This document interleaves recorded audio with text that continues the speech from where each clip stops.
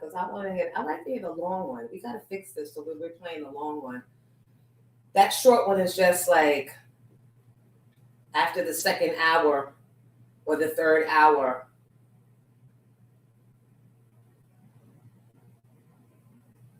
Oh, wait, this is the one. Wait, hold on. This is it. I think this is it. Yep. Nope. They send me so much music.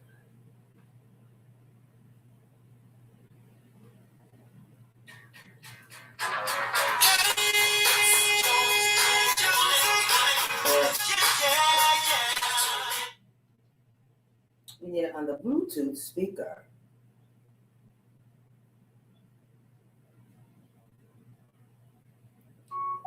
Bluetooth connected. Oh, it's connected on my iPhone. Come on, stop being a... I ain't got time for this shit. Not today. I got too much to tell y'all. Why Ebro called me, child?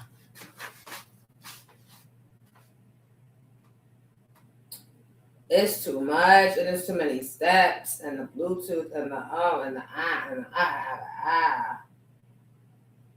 Oh no, I don't want Wi-Fi calling. No. But I do want Bluetooth. So what we doing? This is it. Bluetooth connected. Okay.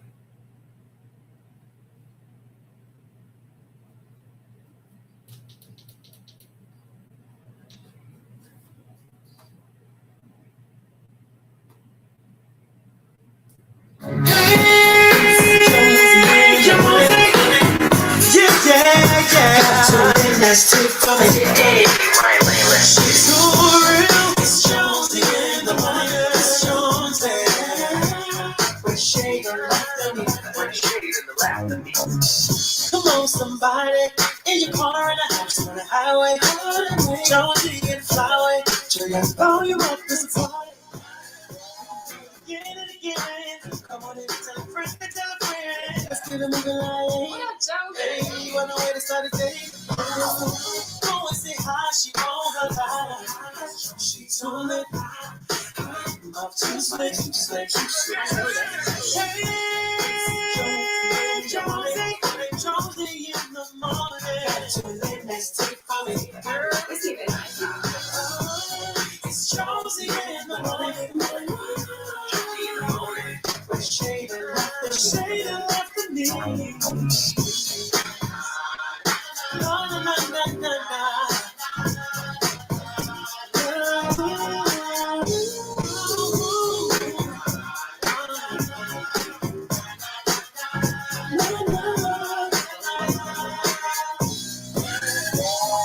Jonesy in the morning.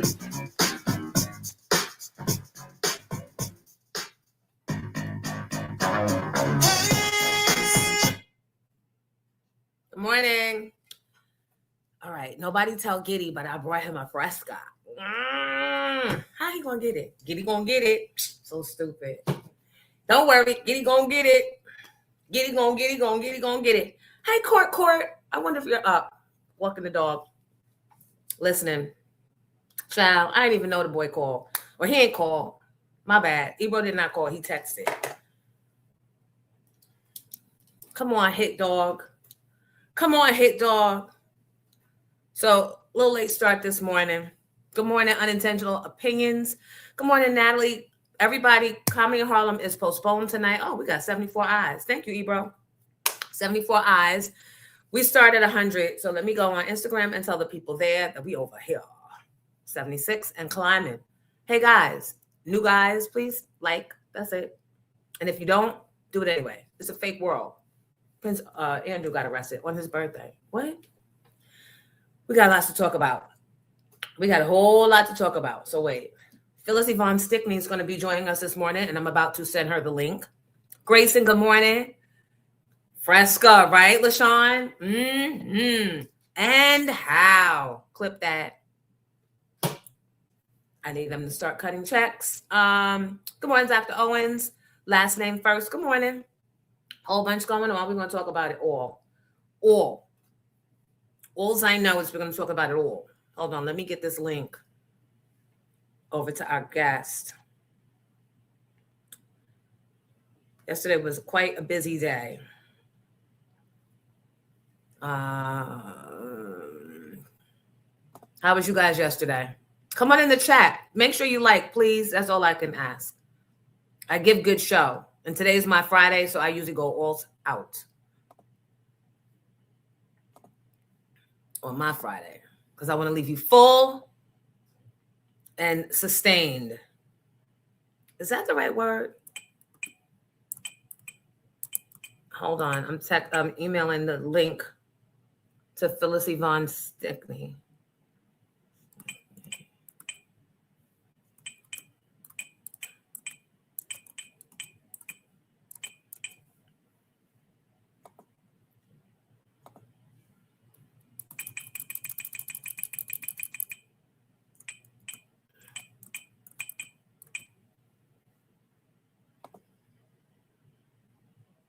And I think,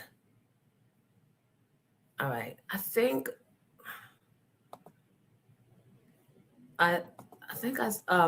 was Lawyer Bay supposed to, good morning, people.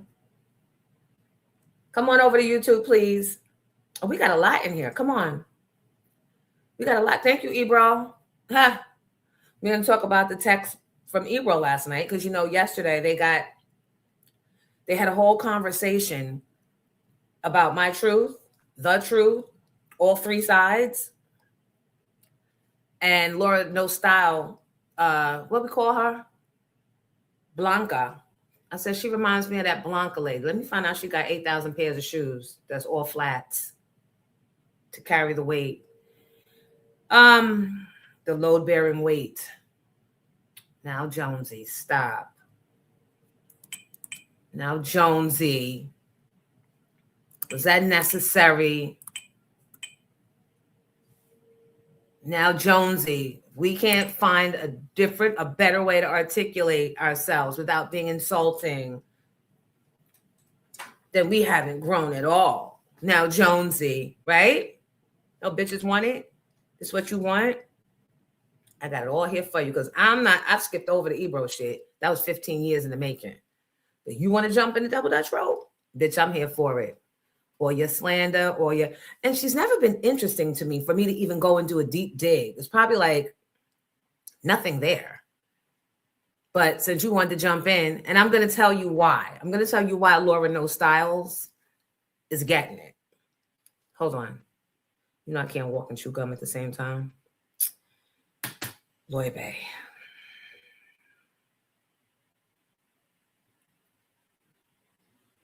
Lawyer Bay. Come on, Lawyer Bay. Oh, here you are. And I saw the Tyra. Ooh. I'm just laughing because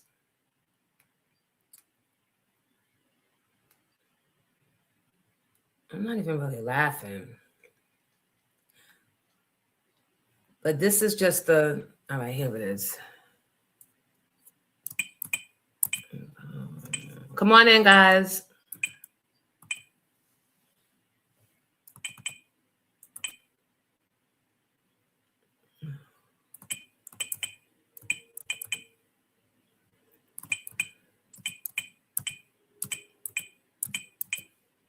Here it is. All right, now we can get down to business. Come on over, join us on YouTube. Oh, Derek, you have no idea. And these aren't even my thicks. The thick. Oh, wait, they're not here. Shut up. Mind your business. Get your ass into YouTube. Worried about the thickness of my lens. The better to read you with. How about that? All right, we only need 9 more people left. I'm counting on you. I know Prince Andrew was arrested, and today is his birthday. Those Brits don't motherfucker play. They are the shadiest of them all. They been knew his guilt. They been knew what he was up to, but they waited today. And you know why? It's not because they wanted to rid themselves of the filth he is. It's because once he goes, all their shit is going to get exposed. So they got to separate state from country. Get him out of here. Yep. All the things y'all said about him is real and true, and go throw him under the jail. That's the only reason why. to keep their shit from getting out. Come on, you talking to pilots now, the Epstein pilots. Y'all could have been talked to them.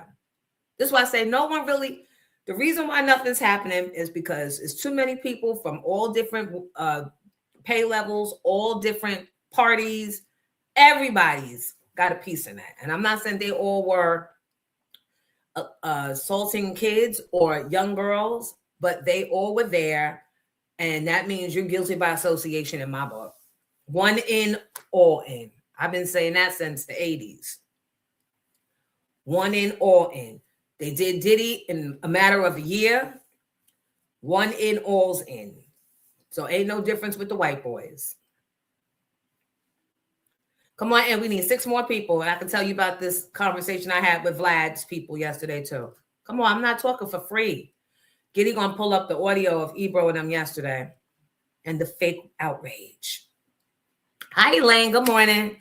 One last time, Comedy in Harlem is postponed. It was supposed to be tonight, but you bastards want to be slow to the scroll and not get the tickets. You won't get my ass in Harlem on it if and maybe they're gonna pull up the night of. Nope, buy your shit in advance or the fuck. It's too cold playing in them streets. All right, we're at 106. Oh, I miss you too. But you know what? You don't have to miss me in Philly because the streaming is everywhere. But thank you. I appreciate you. And thank you for even thinking of me. So please, come on. Don't let it end like that. Come over to YouTube at Pink Champs The Show. YouTube at Pink Champs The Show. Come on, Derek. You can come over too. Messy Derek. Cutting up in the IG Live. Come on over.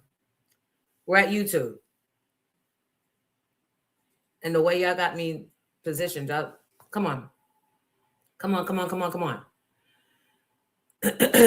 Postponed until March 19th, which I think is the 3rd Thursday in March. And I think part of it also might be the weather. Part of it is the weather. We at 116. Come on over. Part of it might be the cold. Part of it might be snow and still blocking parking spaces in New York. I don't know. I don't care. All I know is I only move as the legendary OG that been out there since before a lot of y'all was out there. I've been moving in these streets, and I'm only moving for a certain minimum. And that was very disrespectful and very disappointing, the amount of tickets in advance. So if we can, comment very small. Now, I know it's not because y'all tired of seeing me. Because if you are, I'll just shut down the whole live shit every day. And then you'll be like, oh, let's go and see where she been, what she talking about. I can play. I've left places for less. But maybe it's because a lot of the comedians on the slate have been around in the same spaces in the last week or so. I don't know. All I know is, baby, I got a show to do. Baby, I got a show to do, and it's on YouTube, and it's on Facebook, and it could be on TikTok. I don't know what I'm doing wrong with that. But come on, over here, to the left. They are all guilty. They are, but they still don't give a fuck. They don't give a fuck. There's too many of them. That's why. And if one go in, the whole house of cards is gonna fall. So let's talk about these Ebro files. Won't you join me? See you over here soon. Now, Hit Dogs Hollering, right? Good morning, everybody. Welcome. So yesterday, at the end of the show, somebody dropped in. I don't remember who it was. I don't even need to remember who it was. Somebody dropped in and said, Lauren Stiles just was talking shit about you or something, right? And I knew immediately what it was because I had done an interview with somebody. The show was called The Stop. A couple of weeks ago, and he was asking me, based on me and Ebro, everybody that was released from radio, my feelings. And of course, me and Ebro have history. So why wouldn't they ask? So I said what it was, but I think I gave more than he expected to get because you guys that have followed me in the live for years, I've shared my experience of how that whole leaving Hot 97 thing happened for the second time. And so y'all already knew, but I didn't run around for the last 15 years leading the charge with, and this is how it happened. Number one, because I was trying to figure my own shit out, and revisiting the past wasn't going to help me move to my future or even get through that moment. That's the real reason. It wasn't helping me. It was actually keeping me from moving forward. But just because someone doesn't come forward and tell you the story or their truth or their version of the story does not mean that the story didn't happen.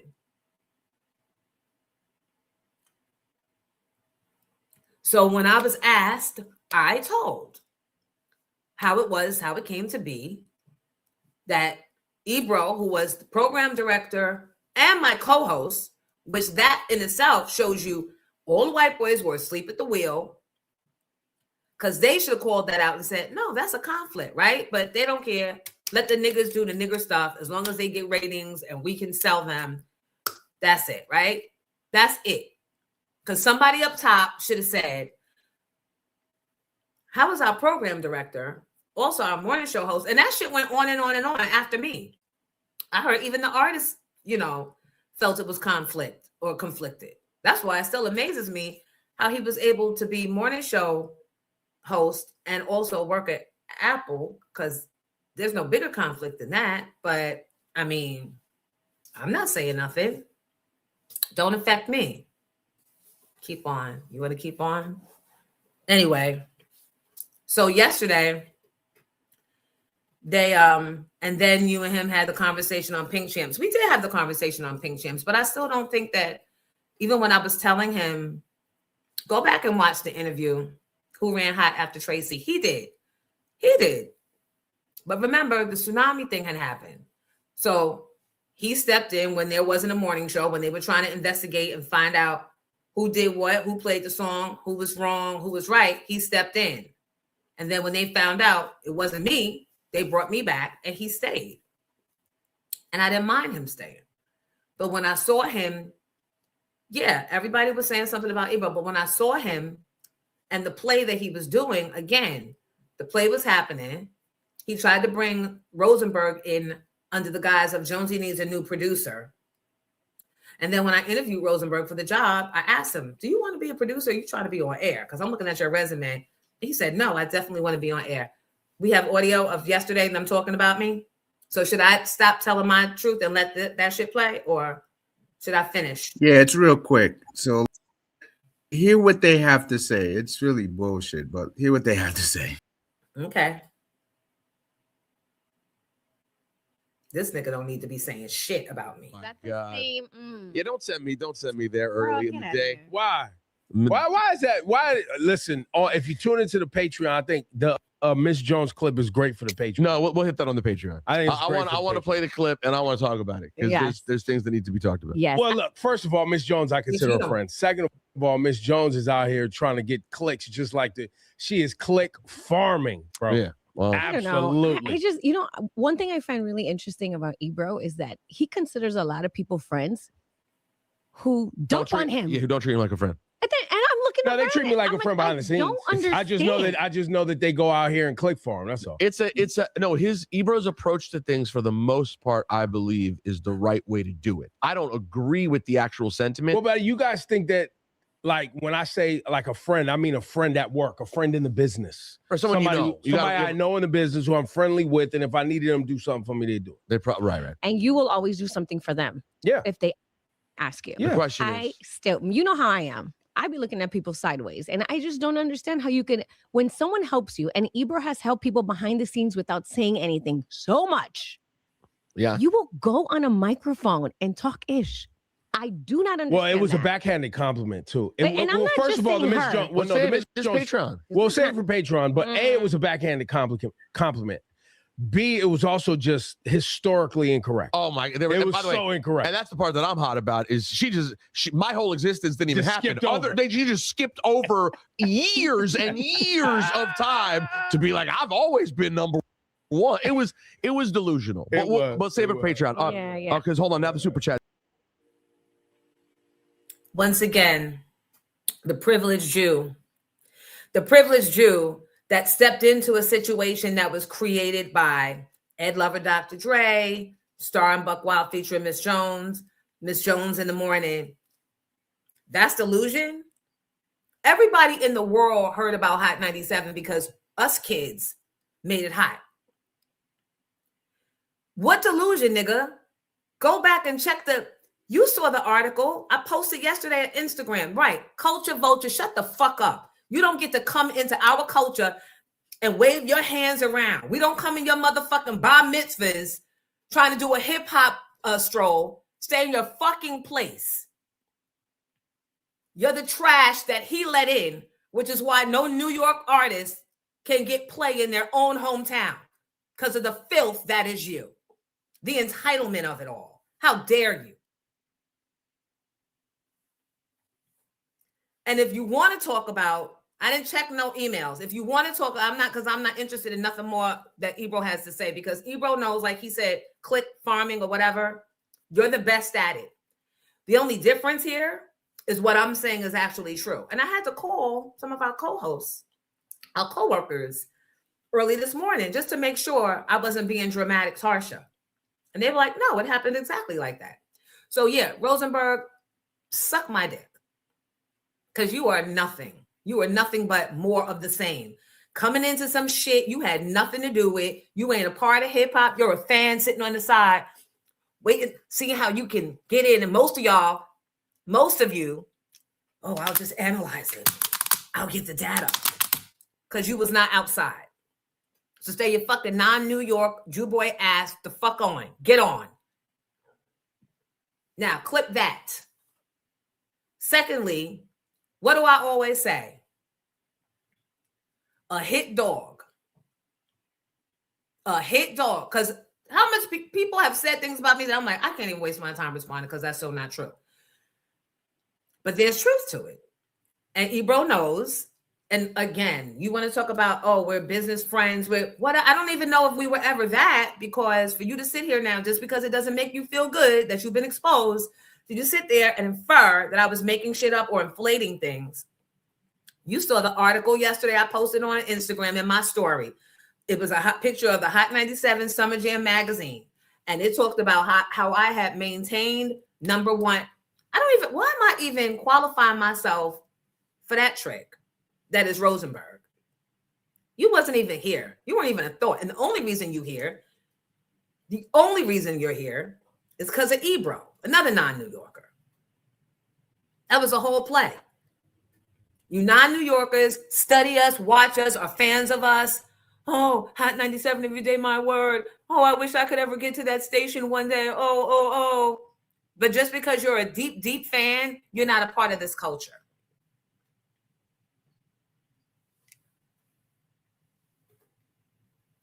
Good morning, everybody. Come on in. Like it, please.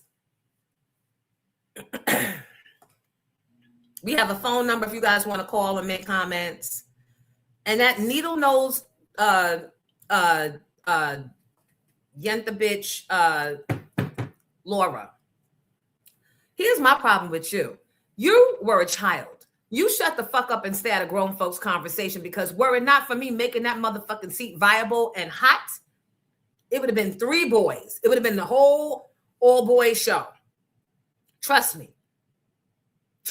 You don't even make an impact. You're just a laugh track. And occasionally you come in with your little, I guess, because I've never even watched you. But because you saw fit to put my name in your mouth, the only thing you need to be doing is kissing a fucking ring. That's it. That's like me jumping in some Patti LaBelle, Diana Ross beef. How could I? Even if I have a truth, even if I might have been there, I might be sitting next to Patti LaBelle right now or having dinner with her. And I'm not going to jump on a microphone and get in the beef with her and Diana. You know why? Because the both of them walk through kitchens, back alley kitchens, to get to stages to perform so that I could. So for that alone, because of the respect and the homage to what it took to even for me to get here, you fucking needle-nosed bitch. I fought through the Star and Buck Wilds. I went left, come back. I created lanes for myself. I was the first woman on Hot 97 to lead a morning show, not just be a sidekick, not be chair 3, to lead. I made that shit plausible.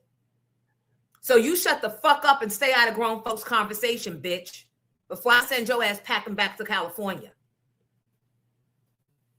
My favorite word, ugly. Giddy.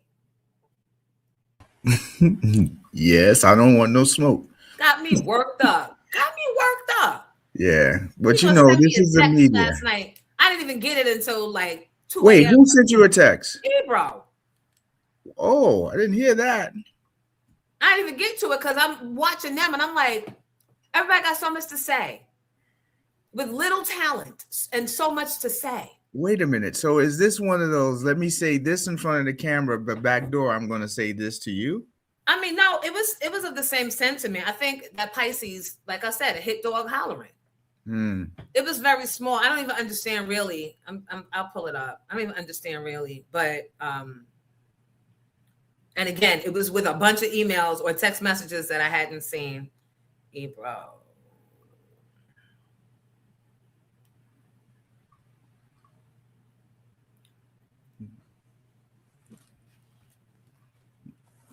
He put,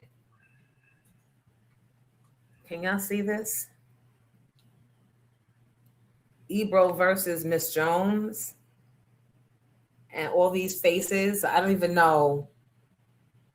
Who are those faces? I don't know. But this is what he sent me. It looks like a recording of something.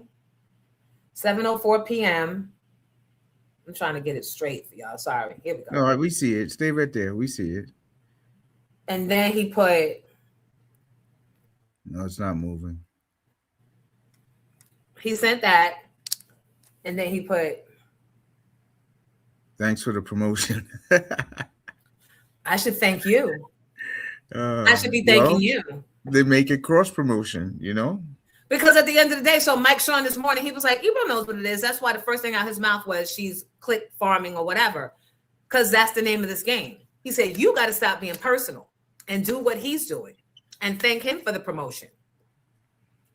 Hey, so let's applaud him. But that needle-nosed bitch that's sitting beside you, that's why I put the post I put up yesterday. Because bitches seem to forget. And I don't run around saying, if it wasn't for me, because before me, there was Lisa G. Well, you know what I say. Mornings. Let's get him on the show. Let's get him on the air and let's put the feet to the fire. You know that ain't happening. Yeah. You know that ain't happening. And he, through all these years, he's convinced himself that he did not come in and steal my morning show. And here's the thing. If you wound up in my morning show, that's fine, because I already was syndicated and I wanted to be back in Philly anyway, right? But you created a story that's not true. And because I never talked about it, people are surprised, but the facts line up. You brought Rosenberg in under the guise of Jonesy needs a new producer.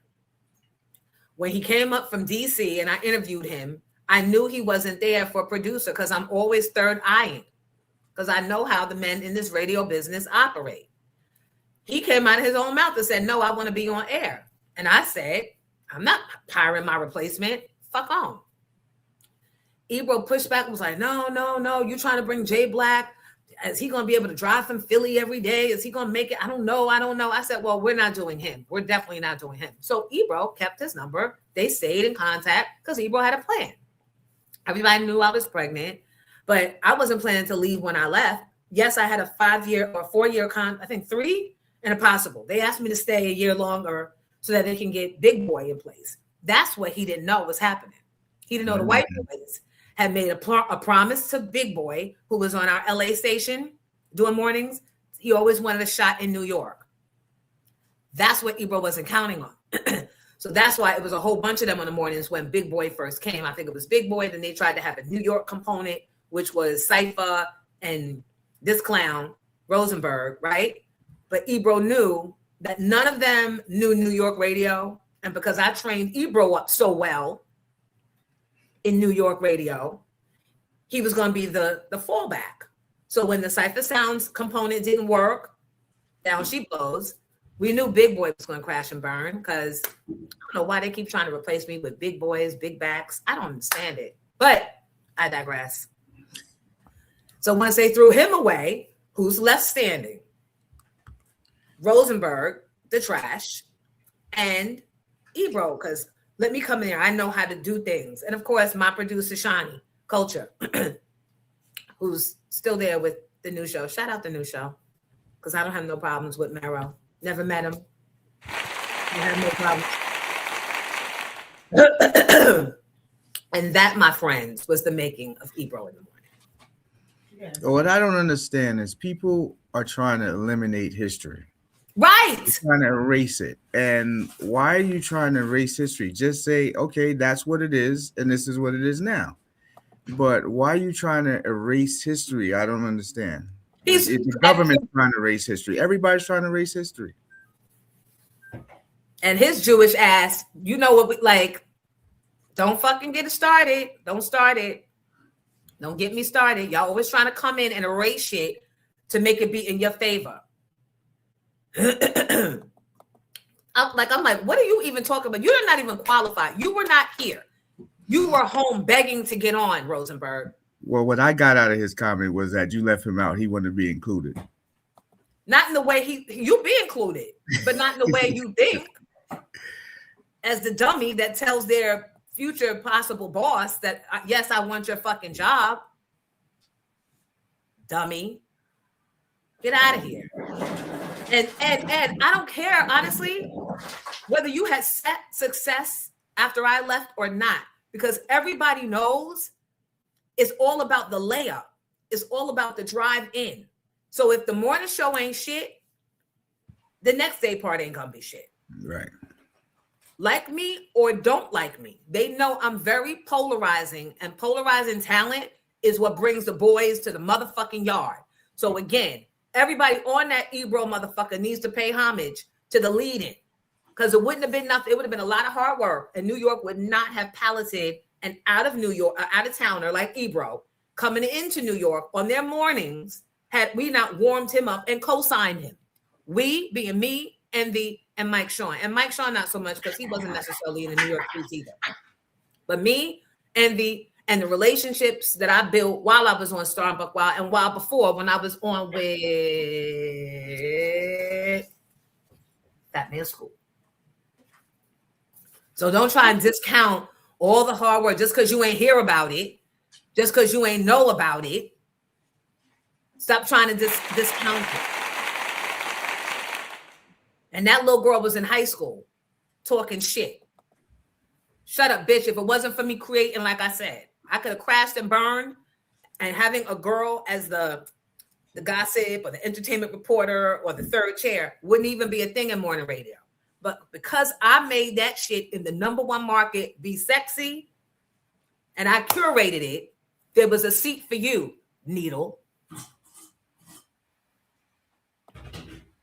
Good morning, everybody. Ain't nobody messing up my flow. I'm playing the game. Click farming just like him. He who 5 minutes after he gets let go, what does he do? He goes and does a live. Now, if that ain't click farming, I don't know what the fuck is. When I got off my phone call, I started trying to figure out my life. I was trying to figure out my life and my next steps. And I said, I'll get back to the click farming once real life is settled. So who you calling a click farmer? And I can vouch for that for you. Who you call? Because life is real for me. These other motherfuckers, this is playtime for them. All that they talking and all with cameras on and thanks for the promo, bitch. You welcome.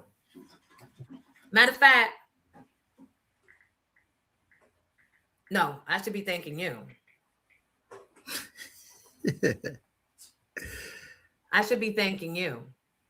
But your mans in them, the fuck? Stop playing with people in real time. Right, this is what I'm saying, Miss Britt. She don't even know our history. She's just trying to suck up to him, the bootlicker she is. That she don't know she should not have had an opinion. Because if you really thought in your mind, you're trying to come from the angle of, if y'all were real friends, if you knew that we were real friends, you wouldn't discourage us from having a real conversation off mic. You would be trying to say, y'all need to talk. I'm not going to say nothing because y'all are friends before you even knew me.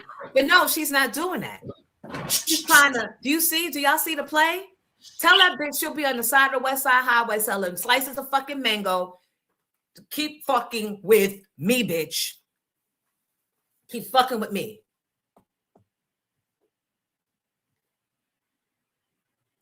Now, we got a great show lined up. Good night, folks. That's it. So then Vlad's people reached out yesterday. When I posted yesterday's post that I did, which I don't normally do. Let me show you. Vlad's people reached out and asked for an interview. I don't know if you guys saw. Jamie, the owner of Comedy in Harlem, sent me the picture of me in the Hot 97 Summer Jam manual where it talks about me being constantly #1 in the New York market, which is hella hard to do. And I said, before opinions, there was proof. Before commentary, there was contribution. I didn't inherit a seat. I built one. And whether people acknowledge it publicly or not, history always remembers who was there first. No bitterness, no confusion, just facts. Miss Jones. And then Vlad's people came in asking to do an interview. So we'll see what happens. What happens with that? Vlad out here in them Jay-Z streets.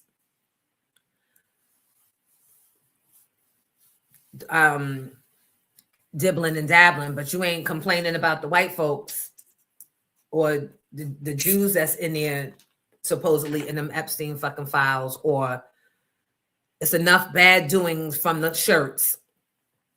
So if all you trying to have is healthy conversation, go health it on that side. Go pour some vitamin water on the Jew side of things to balance it out. Stop always coming after our hip hop. And y'all know I'm not even like Jay-Z and Beyonce. I'm not even on it like that. But what's right is right, and what's fair is the fuck fair. Always coming in here. Go to y'all fucking bar mitzvahs. You don't see us coming. Even if we invite you to the barbecue and you invite us to the bar mitzvah, we don't start picking up plates and throwing them on the floor. We stay in our lane. Y'all decide y'all want to do the electric slide. Y'all go too far. And this is how we wound up being slaves. And this is how the Indians got janked. Not being nice no more.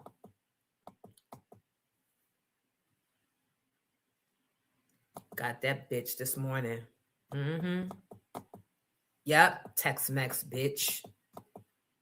Next time you eating a bowl of Tex-Mex mix at a Christmas party or a job retreat, think of that needle nose bitch. Fuck out of here. Thank you guys for the comments. All right, so let's get our show going.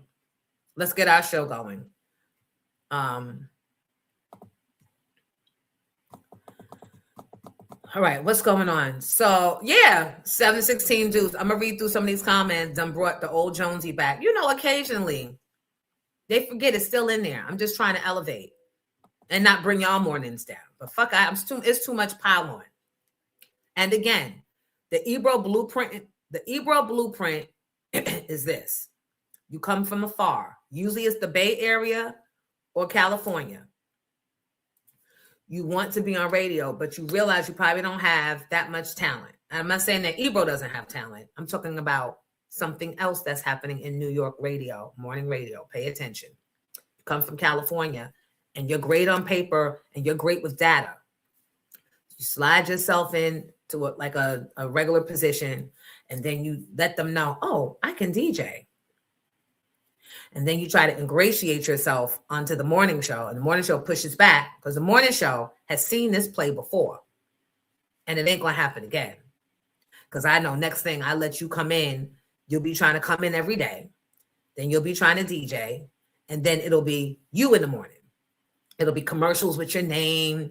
Tune in to so-and-so and so-and-so at such and such a time on the mix on the ones and twos. And that's all I'm going to say. Pay attention. It's not always a conspiracy theory. That's how they win, because they want you to start second guessing yourself. It's happening again as we speak. Probably won't go so far because there's no resources to be had. I shared the text. The text said, thank you for the promo. That's what the text from Ebro said. Right. Tracy said, Ebro talking about click farming when his crew is Patreon farming. Right. That's why Mike Sean was like, it's the game. You the only one. Ebro don't even care. He probably don't feel away because he's trying to manipulate the numbers based on your conversation. You need to stop actually thinking that the listeners actually give a fuck about what's true or not true at this point and do the same thing he's doing. But I don't know, maybe it's immaturity. I don't play with lies. Was that Clubhouse? I don't know what it was. Yeah, the three of them is fucking corny. Like, get out of here. Get out of here. Get out of here. But ain't no white boy, Rosenberg, no Jew boy, gonna come and sit in my shit that I created and tell me, it's what he say? It's denial or something. You wasn't even there. Your numbers was based on the steam that was left going. You didn't have to build nothing up from scratch. You didn't ever go into a market where the morning show or the whole station was number 53 out of like 53. And you haven't had to go into that market and pull that station and that morning show and that station by your own hands, pull them up to rank 3 in 3 months. Bitch, I did that. So you and that needle nose Tex-Mex Laura Styles, having no style ass, are not qualified to speak on me at all. Me or my contributions to this game. Because if I don't ever do any morning radio ever again, nigga, I put that shit down so hard, niggas is calling me for consultations. The fuck? Nobody in morning show history at that station other than Star and Buck Wild featuring Miss Jones and Ed Lover and Dr. Dre that led the whole charge put it down like me. Held my own, built it up. Rosenberg, Ebro, and that needle nose Tex-Mex bitch that's going to be selling slices of mango on the West Side Highway this afternoon at 3. They inherited. You're on a legacy station. People are listening by default. Strong signal, so they don't have to go hard to find it. We're mentioned in P. Diddy songs. You inherited. You came into some shit that was already hot. And they threw a bunch of money, called in a bunch of favors to get you on ESPN and all that shit to make it even bigger than it was. You ain't never go and build nothing from the trash, the bottom of the wet, murky trash up. And even when I left Philly and Moni came in, Moni wasn't able to keep it up. The only reason she did what she did for so long is because I left that shit so hot and so on fire in Philly that all she had to do was really show up. And they knew that me and her had an affiliation. She was in my Where I Want to Be Boy video. We were friends and she came from Hot 97. I got hired a day before her, so whatever. But so it was easy for Philly to say, all right, it's not Jonesy, but And then she fucks around and lets Ed Lover come to Philly, join the show. And then according to her, he starts telling management, Moni was late this morning, man. And then her ass gets off and it's so much I could tell. So many things I want to say. So much. You got a caller. Good morning. She come down. Okay, you're on, Grayson. All right. Grayson, you're on. All right. You're on. So hey, Jonesy, how are you? Good morning. Good morning, Bo. This is Grayson. I just have something to say in reference to this whole Ebro thing because I watched it. I watched it go down. I was very depressed when the Hot 97 at first, as you like to say, thing went down or whatever. But Wendy always said something when she had her show. She was like, "We will not have reruns." She said we will post reruns. Excuse me. She said we will post reruns because she said I will not have anybody to fill in for me. and look what wound up happening to her, unfortunately. And I always wondered, back then you couldn't interact with you guys and stuff. I always wondered, like, when you guys had Making the Band and Guest Up and what, I was like, if Ebro's the program director, why is he inputting, like, MD, Mike, Sean? I love their takes and stuff like that. But I always wondered why. So I never listened after or whatever to Loyalty to You, of course, one. And then two, it just, I don't know, it was just a bad mix or whatever. It was a shitey mix, in my opinion. But I don't know. What's your take? I don't know. I'll let it go with that. I mean, first of all, thank you for calling. Thank you for listening every day. And Jonesy in the Morning is sponsored by Grayson Media. That was him right there. Thank you, Grayson. I always appreciate you chiming in because you have listened and paid attention. And not sparingly. You like really connected dots. So Wendy was always on some, I'm not bringing in the next Wendy replacement. She's always encouraged that. And I see why now. I didn't have time to be paying attention to that. I had to focus on the star and the buck wild driving me crazy every morning and the knives coming at me because of shit they were saying. So I never really had the luxury of sitting in it and seeing what all the players were and how shit in radio, the politics of it all. I was always trying to protect my fucking neck. Job. All I'm saying is what happened. And everybody knows what happened. But because I didn't say anything in all these years, what was that? 2008. I don't even know how many years it's been. Now niggas want to side eye it. Or not niggas, because y'all know the truth. You can hear the story and know. Yep. It's because it's making him and them feel unqualified, disqualified, and uncomfortable that they want to push back. But again, that's not what they should be trying to do. This is how you know when people aren't grown. They should be suggesting to him that we take this off mic, since we did have somewhat of a vast history. They should be suggesting a one-on-one conversation. Now, once he comes back and said, I tried to have the one-on-one and it didn't work, then all the fuck shit could take place. But don't y'all see what they're trying to do? They're just trying to appease him. And they're just trying to, I've given them controversy. I've given them some content. And it's not because I'm click farming, whatever that is. I'm just doing what I do. Correct. Talking my history and trying to make it relatable. And that's it. Thank you, Jonesy. I'll be in the chat. Thank you, Grayson. Grayson Media, the sponsor for Jonesy in the Morning, along with Nationwide Bus Charter. Hey, Nick. Hey, Isabella. Someone in the chat says, same for Sherry, no shade. I love Sherry, but she walked into Wendy's established numbers for that time slot. This is what I'm saying. Pay attention. It's not just me being on some, oh, I hate this one. No. Can Rosenberg, Ebro, and Needle Nose really claim number one status or top 5 status when it was already number one when you inherited it from me? Pregnant lady, still tearing shit up in the morning, pregnant, coming in there every day in the number one market. And this is not just in black stations. This was going against, well, Power wasn't even an option at that time. This was going against BLS. This was going against Howard Stern, Z100. We were always, BLS wasn't even really a thought. It was me and Z100 and Howard Stern that was always battling it out.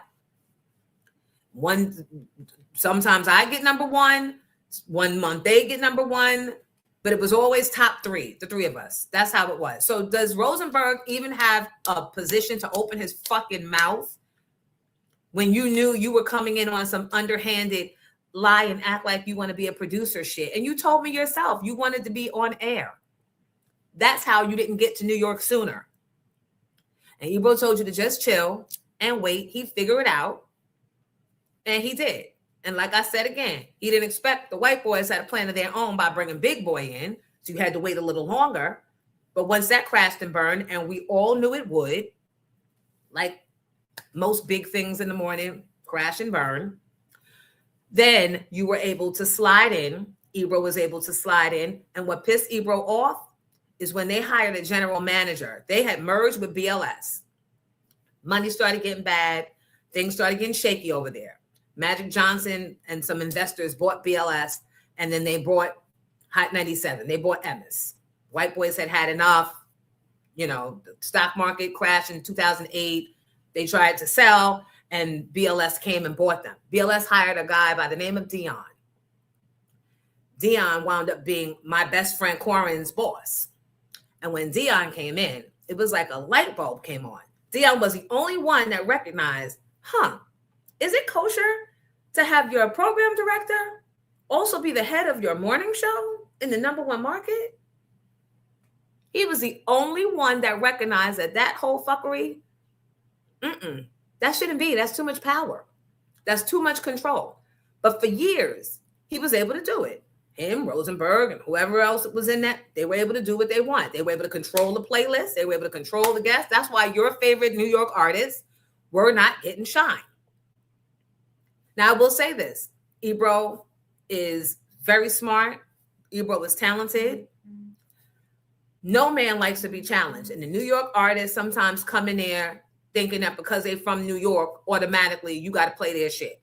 And some shit is not worthy of that. I don't know exactly who the New York rappers were at that time that got mad that they weren't getting airplay, but I know it wasn't a smart move when you're the one controlling the airplay and you're the one controlling the morning show. At some point, the rubber's going to meet the road. That rubber was Dion. So Dion came in and sat Ebro down and said, you're going to make a choice, partner. You're either going to go back in that office and direct programming, or you're going to do morning show, but you can't do both. And to this day, he cannot stand Dion. Probably. I don't know if he still has bad Dion energy. But from what I was told, he did not like that and did not like Dion from that moment forth because Dion made him pick. Took some of the power away. Now, you're welcome, Ebro. Since you want to be texting, thank you for the promo. Thank you. Now, for all of that, hit that Cash App. Yup, it says Miss Jones Hot 97. Sure does. Sure does. I'm owning what the fuck I built. That and 94.7 was taken.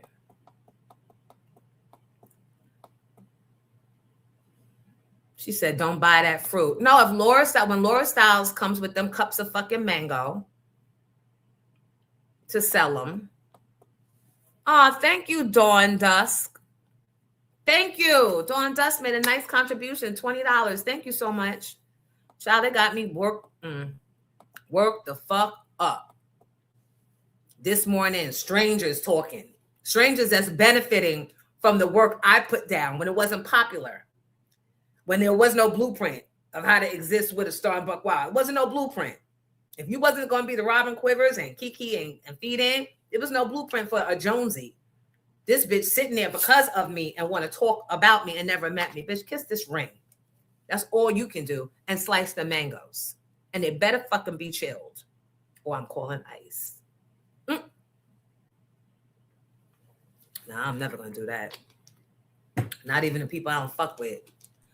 I will never be playing like that, calling all, falling all. Nope. Thank you, Mimi. Rocky, why you don't call in, Rocky? Yesterday you were so good. Good morning, Joseph. Thank you, Kim from Harlem. Thank you. Good morning, moderators. Phyllis Stickney's going to be joining us this morning. She's got a comedy show. She's coming to town in March.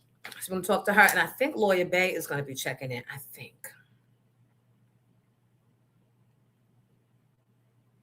think.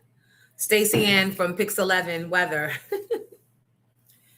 She connected me yesterday with Craig Treadway, who recently got let go from Pix 11. So I'm going to talk to him and see if he'll come on, if he wants to or not, right? That's a good look. We got to support each other because ain't nobody else. They trying to erase all of our shit. In an era where people's trying to erase things that don't make them feel good, here go Rosenberg and his Jewish ass trying to erase my shit, talking about I'm erasing his. Yours don't matter. Yours is the baby. Yours is the product of what I left, bitch. And like I said, stop coming to our culture thinking that you are a fixture or you're not. You happen to have a job at the culture, but you will never, Rosenberg, you will never be considered part of the hip hop culture. Ever. Ever. And those that matter agree. Never. Simply because.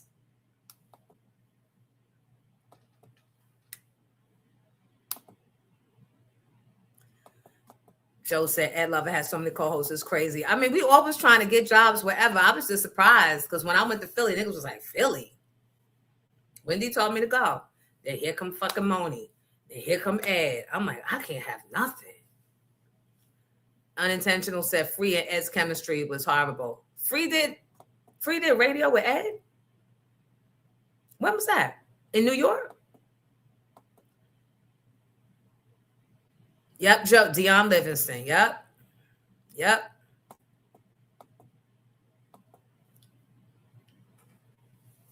Scintillary Shimmer. Exactly. She can never carry her own show. That's why I'm like, bitch, you're not even qualified to talk. You're a third chair at best. You're a laugh box.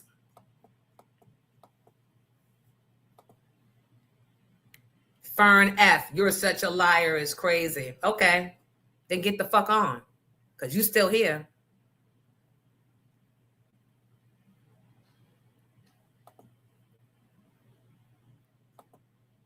Oh, look. We'll call ICE for you. Okay. I see all of Rosenberg's Jew boys are coming in here this morning. I like to see it. Run them numbers up. Keep it coming. Keep it coming. You're gonna get more than you bargained for this morning. Because I don't give a damn about none of y'all. Get out of our culture. We don't want you here.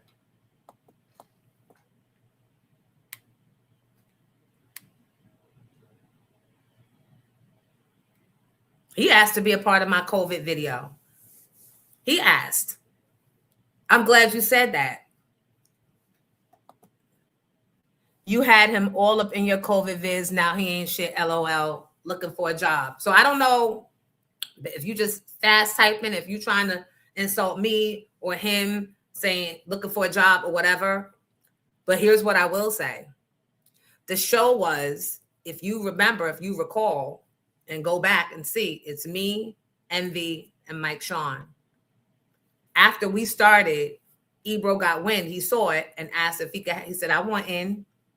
So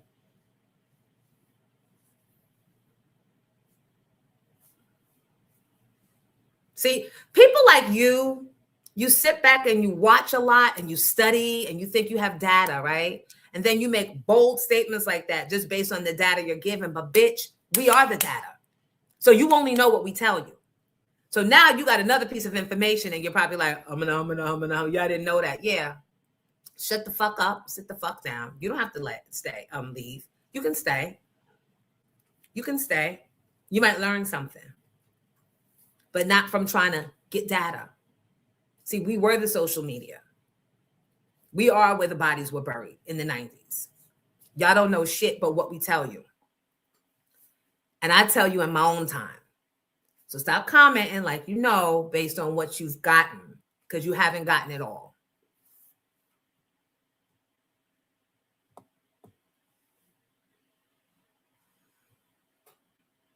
And who is Murdoch Parker? Marcella Precise. Good morning. That's Lady and the Tramp, y'all.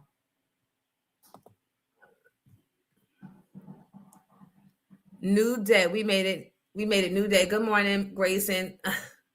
That's Marcella. Mr. Glass said Laura Styles gonna have the baby in the swaddle, water in one hand, mango in the other. Yeah. It's stupid. Make your own culture hot. Oh, my bad. You don't have one.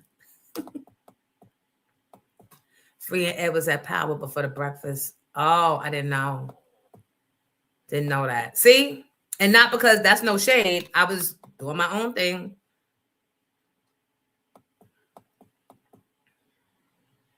But that wasn't an official show. That was just her co-hosting different shows. She wasn't officially on with him. Oh, okay. Last name Ferris said Miss Jones is the only one who has had her own show. Ebro, Laura, nor Rosenberg has the ability to do so. So now I don't know if they have the ability to do so or not, but I know it's easier when you have co-hosts. And again, I've never seen one of them do a show alone and stand alone. So that's another angle. Like, stop talking about people. All right, let's move on. We can always circle back to this. Please, the 209 people that's in here, welcome. We are here Monday through Thursday, 7 to 10. Glad to have you. Lil Papa's dead at 25. Somebody tell me who, Mr. Well-Connected Ace. Do you know who Lil Papa is? I don't know, but I'm out of respect for someone out there that might care. That's sad news. I have no details on that death, but I do know that Nancy Guthrie's kidnapping reward has reached $200,000. $100,000 has been added by an anonymous donor.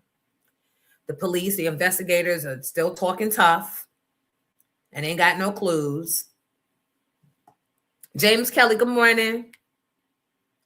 Right, shot girl. Don't like us, but always want to be a part and take over our culture, and then try to put us in line and tell us what we're missing or what we're forgetting. You ain't even supposed to be. How did Jews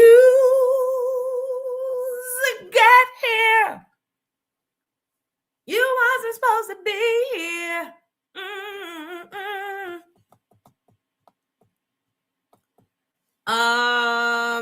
And what else do I have? The best news I've gotten all week. Flowetry is back in business. They have reunited. Jennifer Hudson impersonation. Now, wait a minute now. Are you going to really sit there and tell me that Flowetry has found themselves back together again and they're about to be on tour? Let's sing a song about it. Thank you. Thank you. Thank you. Thank you. That's my Jennifer Hudson impersonation. And this, it's not just my fake Jennifer Hudson microphone that's always hidden and tucked in her couch. This is a testament that God is not done with me yet, and that this is my purpose to be here, because this is an extension cord that could have caught on fire. That is the print of my bed sheets. The bed has a burn, but it didn't burn like the one in Burning Bed on Lifetime, which is why I say it could be different. You could right now be without a morning show option. Nigga, when my name come up, respect it. Let's go. Stop playing with my fucking name. All three of you. y'all. Stop playing with my name. I ain't gonna say it no more. Put some respect on my name. Giddy gonna get it.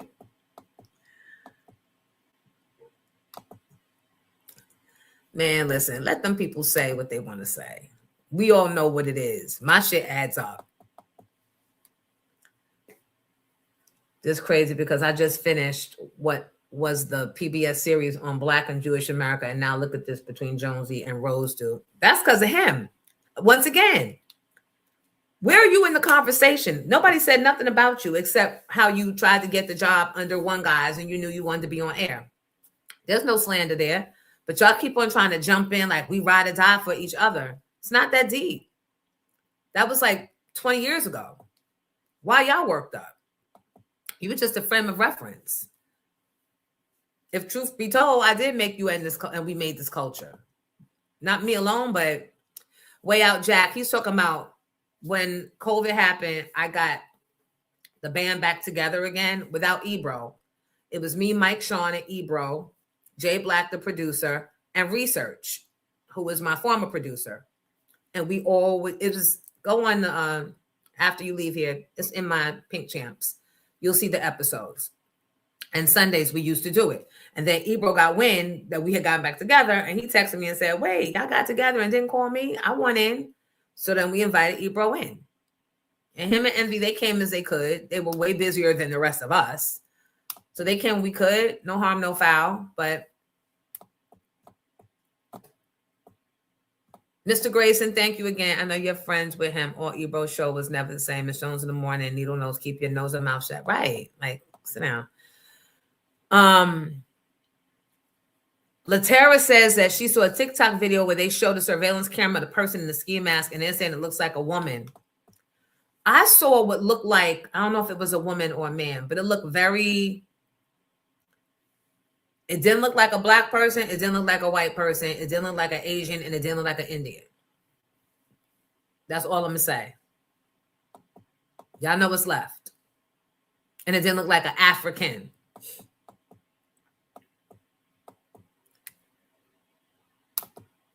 Good morning, Eric.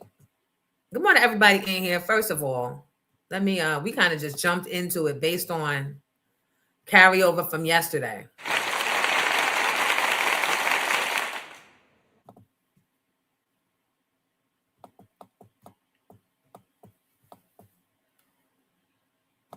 I do want to, for anybody that was going to come out tonight to Comedy in Harlem, we had to postpone it. It'll be the third Thursday in March. Third Thursday in March. I can honor your tickets or I can refund you. Let me know.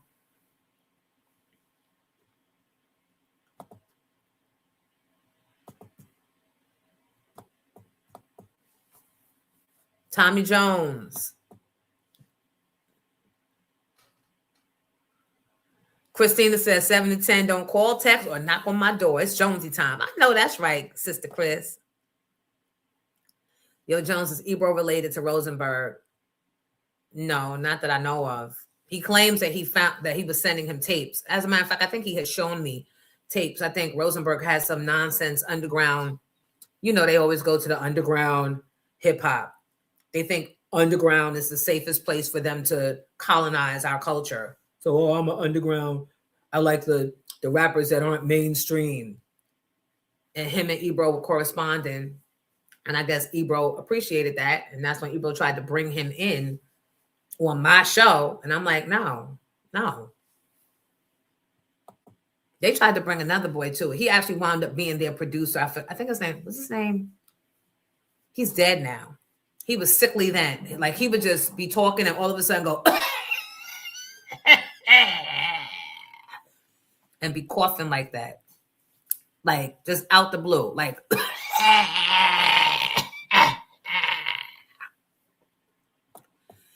ultimately he died. No, I don't believe that.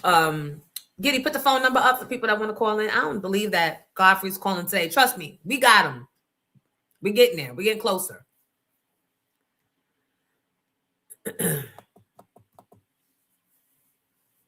Right, way out, Jack. Yeah, those were the ones. That's what I think that the idiot was referring to when he said the COVID videos. So,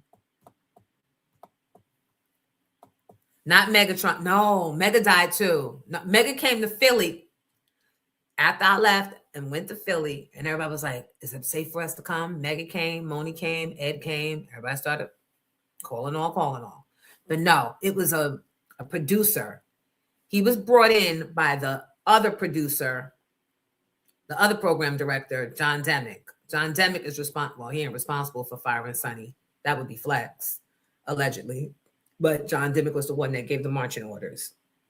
Because these white boys, you know, they grow up studying Hot 97, listening, not being from New York, and all you hear is hard to buy a ticket from Funkmaster Flex. So when you get to the promised land of New York, you suck Flex off in whatever way that means for you. So if Flex gives a directive and say, get her out of here, do this, most of the program directors that come in as fans of the station that us kids built up, they follow suit. They follow them orders.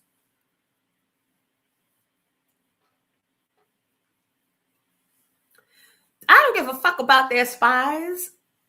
Because I'm going to say this. You were my spies before you were their spies. Oh, I know that makes you mad, right? Give a fuck. Give a fuck, really? You think I don't know what's going on? But you running my numbers up. And I'd like to say,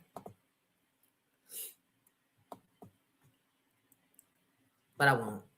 I'll leave it alone. I'll leave it alone. I'm glad they sent you here. And hopefully you can move beyond that and just come on and get this entertainment. All right. Is Ron P back so we can do a sports report or no? I thought I took some notes yesterday of shit I wanted to talk about. What else is going on? What else happened, guys? Yeah, run the numbers up and like on your way out. What is this audio of that you got ready, Giddy? That's the Fantasia story. Oh, Fantasia's father. Did y'all see Fantasia's father step to the mic and made a whole little appeal to us to pray for his daughter because the husband or the fiance is just not right for her and he is worried and afraid? Did you guys see that? I think that's what my takeaway was. It was a long rant. I'll wait.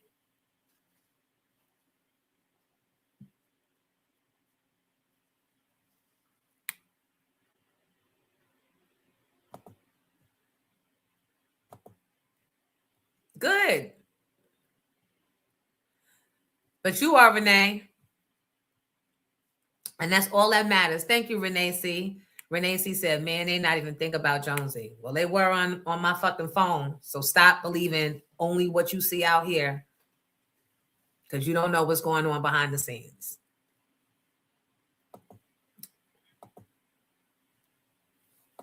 Oh, yeah, Renee.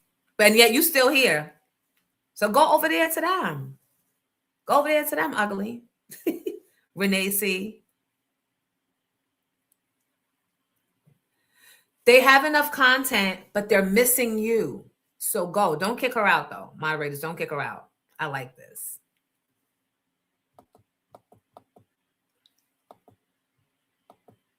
I know we have the husband's response. Yes, Saturday at Jamaica Avenue, where we're celebrating the Coliseum. We're celebrating, the Coliseum is done data. But Mr. Fingers, shout out to him and his crew. Was Khadijah her name? The woman that joined him that morning when we interviewed them? They're putting together a lovely celebration at the Coliseum on Saturday on Jamaica Avenue.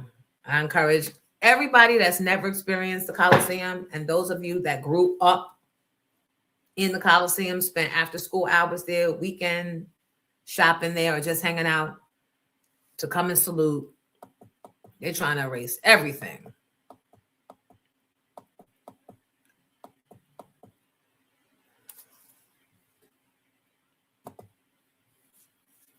All right, let's play this audio. This is a response from Fantasia's husband to her dad.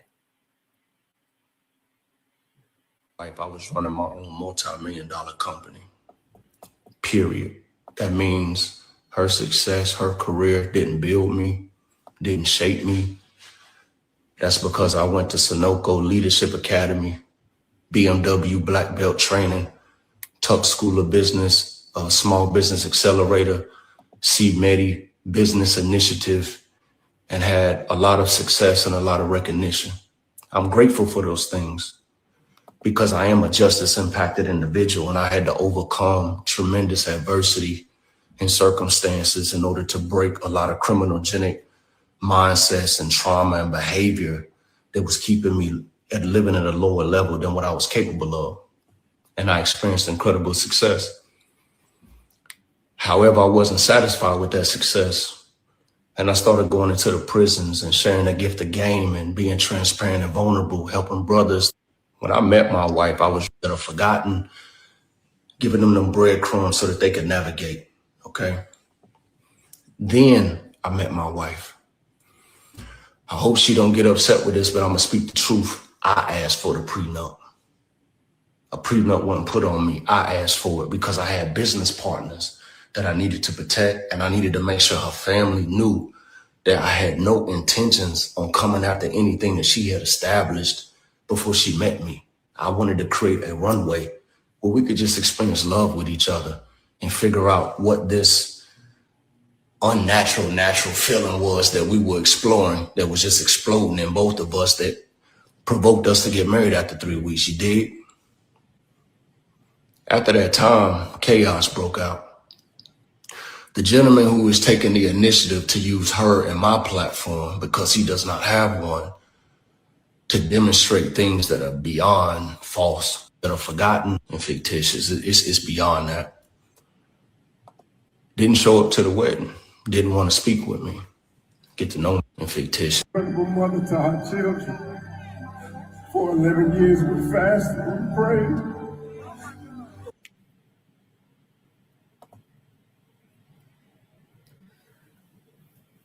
Why Fantasia always got some mess going on with the relationship? Now, Miss Tasha, is that a fair statement for you to be making about me? Why does Fantasia sound like Effie? I don't know. Now, I know that you are not mistaking me for that greasy ass Fantasia. No, I'm kidding.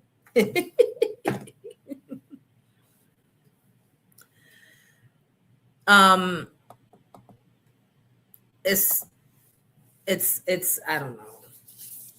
Is that a little too much? Because nobody was thinking about Fantasia. Like, she wasn't doing anything to anybody. And why do the people always think they have to come to social media to talk to their kids? Like, she's right down the block or the hallway in a lot of instances. Right, smack on Jonesy's butt, Fantasia. Miss Tasha, that's a whole lot of ass you carrying around. That's what she said. But, right? All right, so it's ADD in the chat. Thank you, Elaine. Thank you for your donations this morning. Thank you so much. Have a wonderful day. Elaine's coming to the Jack and Jill event.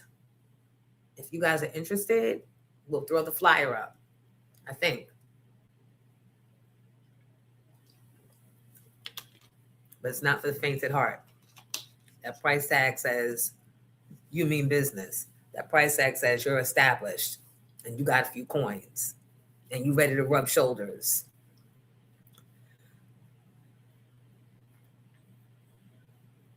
All right, Natalie, we'll be waiting for you. There it is. We'll hold the Tyra talk until you get back. 8:30, we'll do Tyra talk. Well, it's 8:30 now. 8:45 because we got, hurry up. Just hurry up and come on back. Did you guys get to watch the Tyra documentary? So they did a Netflix special on kind of like the making of America's Next Top Model. Hey, Jonesy, side note, Lala put that Brooklyn home in the market. Oh my gosh. That's because Buddy all in her face. Buddy had Lala under pressure. Lala moved on that block in Brooklyn. And I don't know what she was thinking. You're more public, even if you're not doing a lot right now on Power. No one's forgetting them nude scenes, and no one's forgetting that you're Carmelo's wife or ex-wife. Anyway, I believe Lala was trying to live a normal life in that Brooklyn home. But you know her milkshake. Ow. Ow, ow. So she was getting flowers. She was getting visitors with fancy cars, allegedly. She pissed off one of her neighbors by, I don't know if they were taking the neighbor's parking spot or calling the cops when the neighbor was parking. She was trying to take his spot or something. It was enough for him to launch a war every day. He had a video up there talking about, look at that. Look at who's going in Lala's house. Look who's coming out Lala's house. It'd be 5, 6 in the morning. He had all the receipts. And then I think she offered him, they came to a deal. She probably gave him $10,000, $20,000 probably. Because that next day he took all the motherfucking videos down and stopped recording. Yup. His name is Buddy. Yup. Took them videos down. Them videos would give me life. I would look for it. I would look forward to it. Around 12 noon, he would be posting them videos of who was coming in. One of them rappers, the rapper that was with the Simmons girl. Was that Yo Gotti or Young? I don't know these foolish names. whoever was with the Simmons girl, was supposed to be with the Simmons girl, he sent a truckload of flowers, allegedly, to Lala's house on that Brooklyn block, the one that she's allegedly selling. And my person got all the receipts of it. So she could not deny it. But that was too much heat at her door. That was too much heat at her door. Zach Mackey, good morning. Yo Gotti. Yup. Grayson, thank you. You know, I don't be knowing. I don't have no reason to lie. But yup, made that block super hot. But then they made a deal. They came to a deal. They were at peace. And then the videos came down and he stopped doing them. And now here we are, like, what, a year later, maybe 6 months, and the house is on the market. What do you get from Lala's house? I don't know. If I bought Lala's house, I would definitely want to walk away with, like, basketball ability. Either the ability to play basketball or the ability to find a basketball player. Ding. What else if I bought Lala's house? What else would I expect? I would expect to get casted in the next series of Power. Right? Ding. What else would I expect if I bought Lala's house? I would expect for all my TV show efforts to fail. Ding. And the last thing I would expect if I were to purchase Lala's house in Brooklyn for more threesomes with Alicia Keys and her husband Swiss Beats. Stop. That's too much. Exactly. Stop. Because ain't nobody asked for all the fuck of that shit. Fuckery. What the hell? Who are you talking? Why would you even say such a thing? You didn't hear that Flowetry is back together? And all is right with the world? Blasphemous. How would you? Right. I want Knicks tickets. Thank you. Yup. A BBL. Thank you, Rocky Ali. Come on. There's more on the list I would expect if I bought Lala's house in Brooklyn. Expect to get hate from Sugar J. Bam. It's Jet Black straight. The pregnancy test from the other women. Hey, it's a little harsh, but okay. All right. Oh my God. What up, Bullet Scotty Show and Nicolette? Stop, Nicolette. They're doing it, not me. Ulysses. Oh gosh. I think we rub off on each other. The top 5 things. The top 5 things. Oh, and sidebar. And they kept my Carmen. How you gonna keep my Carmen and play my Carmen when I bought that shit from Philly? But go ahead, y'all can have it. Stop talking though, but y'all can have it. I'm not even mad. I'm just not gonna be bullied. I'm not gonna be gaslighted. Oh, this is what else. This is the bonus list of the things you should expect if you are the lucky one to purchase Lala's house. Bad acting skills. Wow. Sound effects, Giddy. I need some booze, some gongs, some something.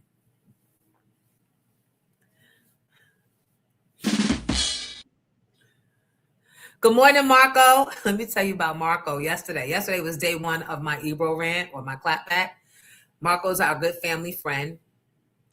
And Marco called me and said, I was praying. I heard you cussing and carrying on. I had to come up out of prayer to see what was going on. He said, no, it was good. You reminded me of my sisters and them. That's how they used to go in on people. And then he took a picture and showed me his altar. He really was praying, like praying. He takes his praying seriously. But I brought him up out of the prayer. I'm sorry, Marco. And they started. They was bothering me. Yeah, took my Carmen. And when I came back to New York this go round, would not release my Carmen. So that means you're not playing it anymore. But you don't want me to have it. Okay. See, don't get me to start. Hole of rocks. Wait, what you say? You said, wow, time me out. All I said was the lady was pretty. Who are you talking about? Who timed you out? You must have said something violating Ola. Yeah, I responded to that. He did get timed out. I saw it when he got timed out. What he say?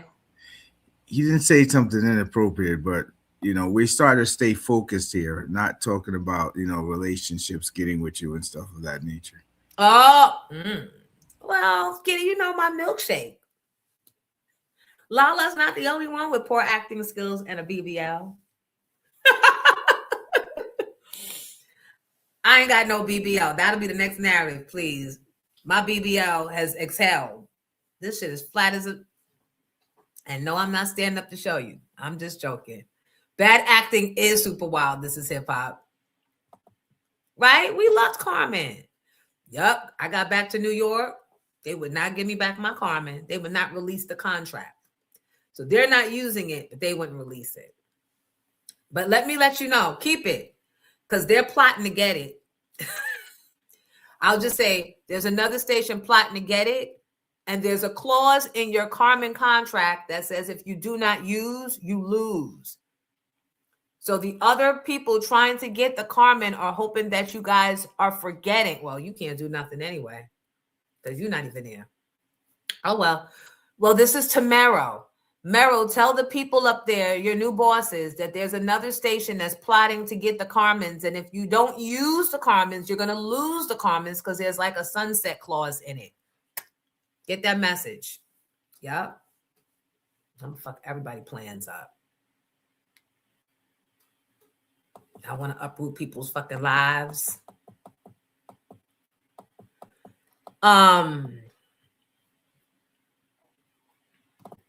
Ooh, I lost the comments. Ooh, I did it again. Okay.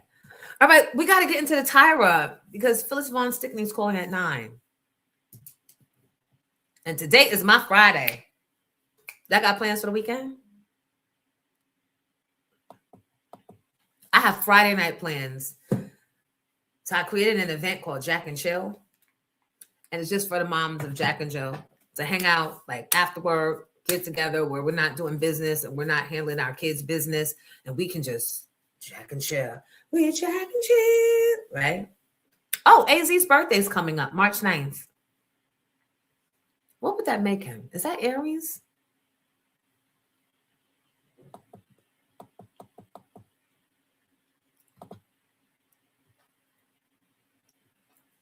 Ola Rocks, we don't have a problem with you, Ola Rocks. Calm down. We happy you here.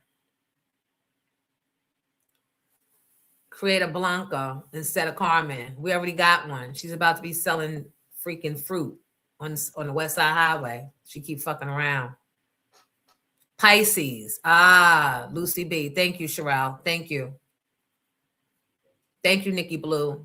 Pisces. Okay, right. Sunshine, because Sunshine got a birthday coming up. Ow, ow. Can I spread the word, Sunshine? Or am I not supposed to say anything? Sunshine Pixie Diva has a fabulous birthday explosion that's going down next Saturday. Tell me, Sunshine, because you know my mouth goes. If you don't want me to say nothing, I won't. Russell Bus TV said Jehovah and Jesus Christ, Miss Jones. Yes, please. Sunshine Pixie Diva has invited me to host her birthday extravaganza at the Row House. Yep, you can applaud that. Happy birthday to you. You are my favorite. It's going to be Pisces. You're my favorite. And here's how much you got to know that I fuck with you, Sunshine Pixie Diva. Number one, I went all the way out in the snow to deliver your stuff. Don't start bothering about y'all deliveries. I told you when I get the shipment, I'll go back out. Plus, it's been too happy, singer. It's been too cold. No, the snow is not melting where I'm at. Shut up. And number two, I don't even fuck with the Row House because I don't fuck with Arlie, who's one of the owners. And I'm coming for you, sis. You are high rated up here. So we're going to celebrate you next week. We're going to celebrate you. And then I'm going to see you and your friends on Saturday, next Saturday. The player represents Bless Miss Jones. Thank you, Russell. I appreciate that. The 2XLs are not in yet, Big R. Stop. Oh, my God. You're very welcome. All right. Ann said, yes, I saw the Tyra. I don't know if Tyra is real or fake or for TV. How you don't see Miss J and check on him and see how he's doing after his stroke. Speedy recovery for him. So I guess we're talking about the Tyra doc now, the America's Next Top Model doc. If you don't want to be spoiled, then maybe you should, I don't know, because I don't want you to leave. I don't want to leave. Y'all was mad that Trey Songz shaved off his hair. But I gotta go right now. That's what y'all get. Y'all start letting these artists think that they can just do anything they want with their personal bodies, with their talents, with their livelihoods. And then when they do, y'all be mad. Don't they know y'all own them? How dare he shave his head bald? Did the coalition give him permission? Huh? Did you ladies give Trey Songz permission to shave before the concert? How dare he? Why, I order. Georgiana, good morning to you.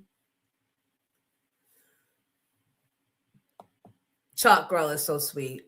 Chalk Girl is going to be at the Coliseum event this weekend. No R. Kelly talk today. I mean, no, because now that Aaron Hall and R. Kelly's locked up, what's to say?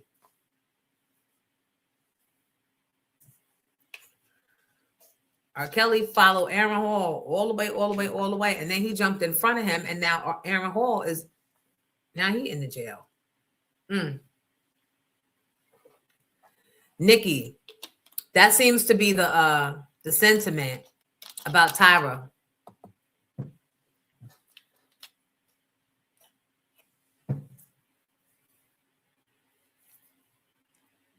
Wait, I have a question. Is Ebro pro-Black? I think a part of him, because his dad was Black. His mom was Jewish and his dad was Black. You never, I mean, again, don't get me wrong. That was one incident on my way out that I acknowledge happened, but I have not been, running around crying about it for the last 20 years. It came up because I was asked about it during my interview. And that's how all of it came up. Why it's now staying and getting is because the nothings on the side of him to the left and the right don't know how to stay out of grown folks' business. That's why it's elevated. And I know Ebro and how he thinks. So I know that before they got on air to discuss what I said in the interview about how he stole and manipulated me out of the morning show so he could have the spot, he sat them down and said, we got to approach this, but I got to play good cop. Y'all be bad cop. And Laura, you say this, and Rosenberg, you say that, and I already know. You know how you went with somebody? It's like your exes. You know them so well. You know they're the one that blew your car up. Or you know them so well, you know they're going to be the one still calling your mom, trying to be her friend, even though you've moved on.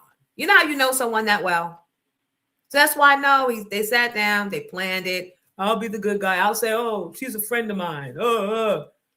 Stop. You're a Pisces man. You're too emotional to even be that composed. But don't get mad because the truth makes you feel uncomfortable. Because if you really were, concerned with how you're looking out in these streets, you would have picked up the phone and not just to send a sassy ass text. You're the one to have a conversation. And I'm still open to having the conversation. And we don't have to harp on it. Like it happened. You know what happened. Let's move on. We've both moved on. We have children. We have successful lives outside of radio. Always were outside. Ebro always was successful outside of radio and will continue to be. I do not have a problem with Ebro. It's Needle Nose and Culture Vulture that are sending me because y'all don't even have a seat at the table for real. And if you consider the seat at the table that I built, your seat at the table, get the fuck on. So back to the Tyra show. Janice is a piece of work. So, they said that they were trying to shop that. She had an idea to document all of the stuff that was going on in the model business. And what's the video that you have? The trailer? Should we play it now or should I set it up? So she decided to go and meet with Ken Mock, a colleague that she knew throughout the years, took a meeting with him. He said that when they sat down, he thought she was going to pitch him something totally different, but he was intrigued. But they beat the pavement. They went to ABC, NBC, CBS, all the majors, and they got no. Now, mind you, she's Tyra Banks. She's at the top of her game at this point, right? She's on every magazine. She's a Victoria's Secret angel, I think. She had them wings. She was doing it well. But the networks were not fucking with it because at that point, reality was new and they didn't want to sully their brands with something that was unproven. Not her show, but reality shows overall. Networks, I have to say, probably did not think that reality TV would take over. And it's so funny because now the other reason why networks are out of business, if only they had believed and stopped being so old school, they could have been ahead of the curve, but I digress. So finally, their last try was at UPN. Remember UPN? Which I think was 11, channel 11 or 9, one of them down the dial. And UPN had something to prove. And that is why UPN agreed to take a chance because they had something to prove. And I'm going to let Giddy play the trailer for the Tyra Banks show. It took me back to, I didn't realize watching then all the fuckery. Like when you see it now, she had people closing their gaps, like having teeth pulled to close their gaps, all based on the hopes that you would win. And now, I don't know, how do you guys feel about the ladies speaking out now?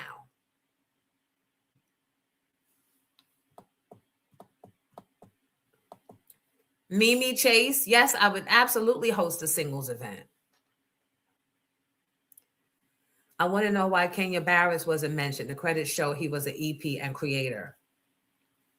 Didn't Kenya Barris do Grownish and Blackish? And I don't know why. Maybe he came on later.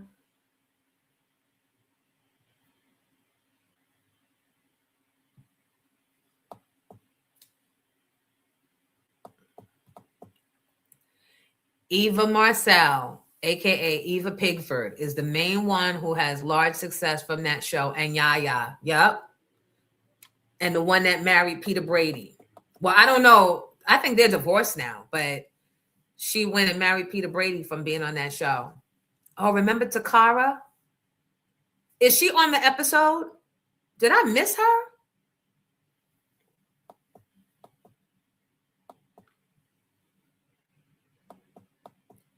He said another America's Next Summer is what gave him the financial freedom to make Blackish. Oh, wow. So why did they not include that? Or him? Yeah, a lot of them have trauma. Did you see the shit she was doing? She was gaslighting weekly. She made one girl close her gap and another one, they drilled it to make her gap wider. Yeah, Jet Black, I agree. I thought it was good to see where they are now too, but I wasn't ready. I thought I was ready. I wasn't. And I think I need to watch it again. She was yelling in their face. It was very performative for Tyra. And people are upset, at least what I'm hearing, because she won't take accountability for her contribution to this jam. It's confusing because I am Tyra B. Tyra B is all the way. Super level in that thing. Yes, I'm down by law. Yeah, she won't take accountability, and that's pissing people off.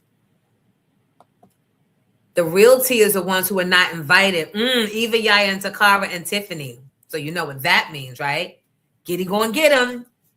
Giddy gonna get them. Giddy gonna get them on the show. So we can ask why. I know Eva and I have the same pastor. He's down in Atlanta now, but I see her posting talking about Dr. Darius Daniels. I'm sorry, what was Giddy going to get? Because I was spying on something else. Oh, do tell. No, I just was making sure, people wasn't bugging. Okay.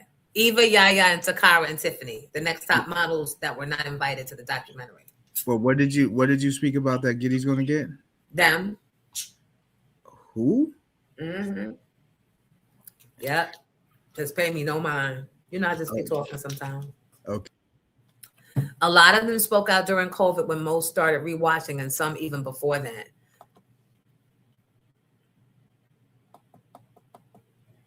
They are divorced. Who's divorced? You know, I can't remember shit. Camille is an amazing woman. Eva going hard for Tyra. Huh. I wonder why. Does Tyra live in Atlanta now? Yeah, I told you I was watching that other documentary called Supermodel something in anticipation of Dorian being our guest. You have to really have, if you think that the music industry is a bitch, imagine being judged by your looks that you can't really control but so much every day. And imagine your pure existence, your ability to make a living, to earn a living is based on your looks.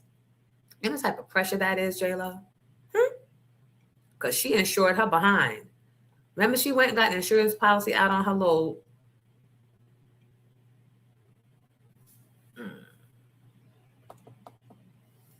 So, they did show Takara, but she wasn't speaking. Okay. Winnie Harlow. Tiffany spoke out and went off on Tyra yesterday. I think I saw that. Was Tiffany... Ebony should have... Ebony looked beautiful, though. She just had this cascading, strong, black-looking hair, and she looked confident and strong, and they took her through some shit. Remember somebody called her Ashy, one of the producers? And then Tyra made it a thing and said, you as a black woman, you have to make sure your skin is always lubricated. And so one of the girls complained and said, you be leaving Vaseline on the doorknobs. Like, it's like grease everywhere. Like, we can't do this in the house. And she was mortified. That was like mental. I wonder if they could sue Tyra. Fuck a contract. Fuck an NDA. There's a lawyer that'll find the loophole and get them out. Miss J had a stroke and can't walk.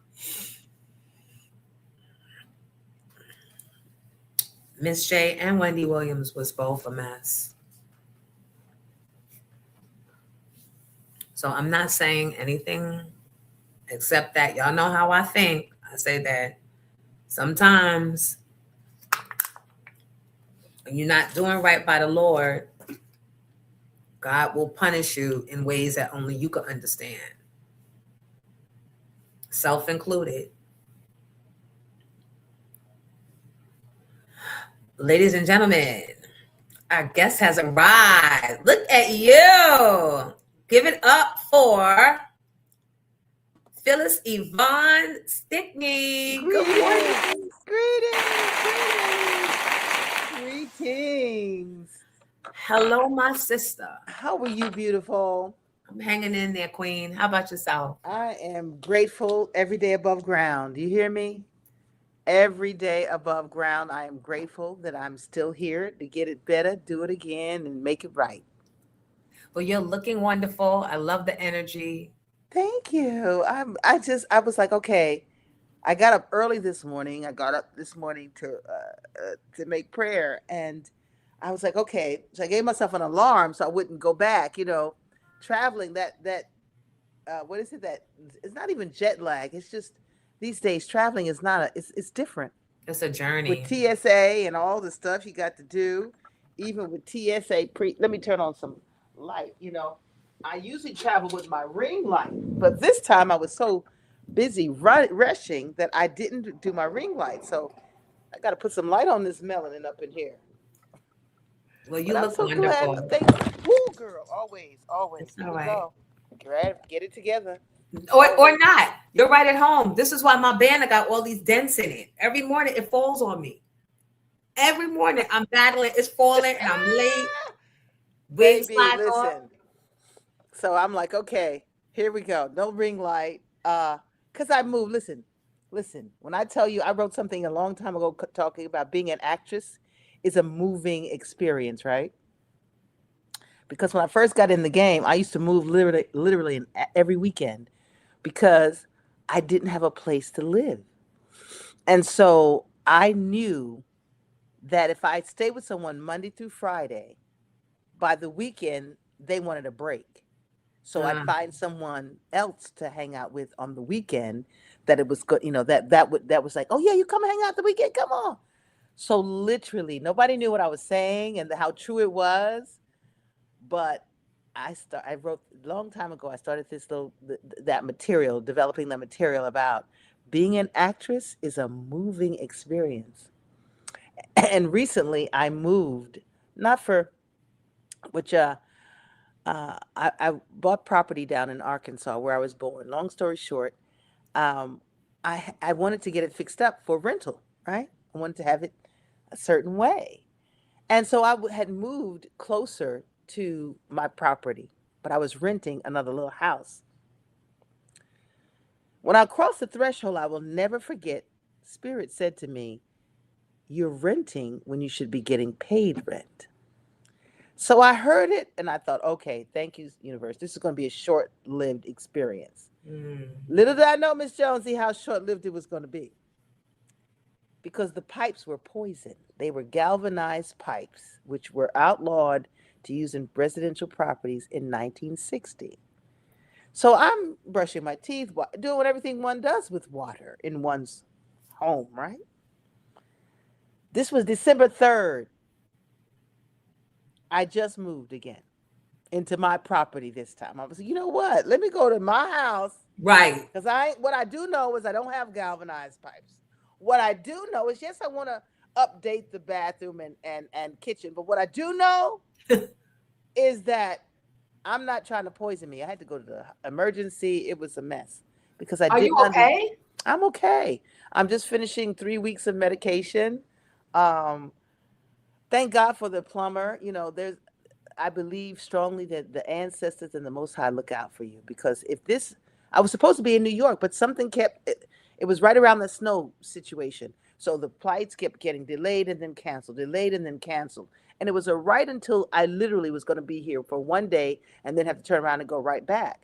And Spirit, I said, you know what, I'm not going to do it. I called the director. I said, listen, this is going on right now. And I just don't feel comfortable. And he says, listen, don't worry about it. It was just, we're going to bring you in. We're going to bring you back when we do the major production.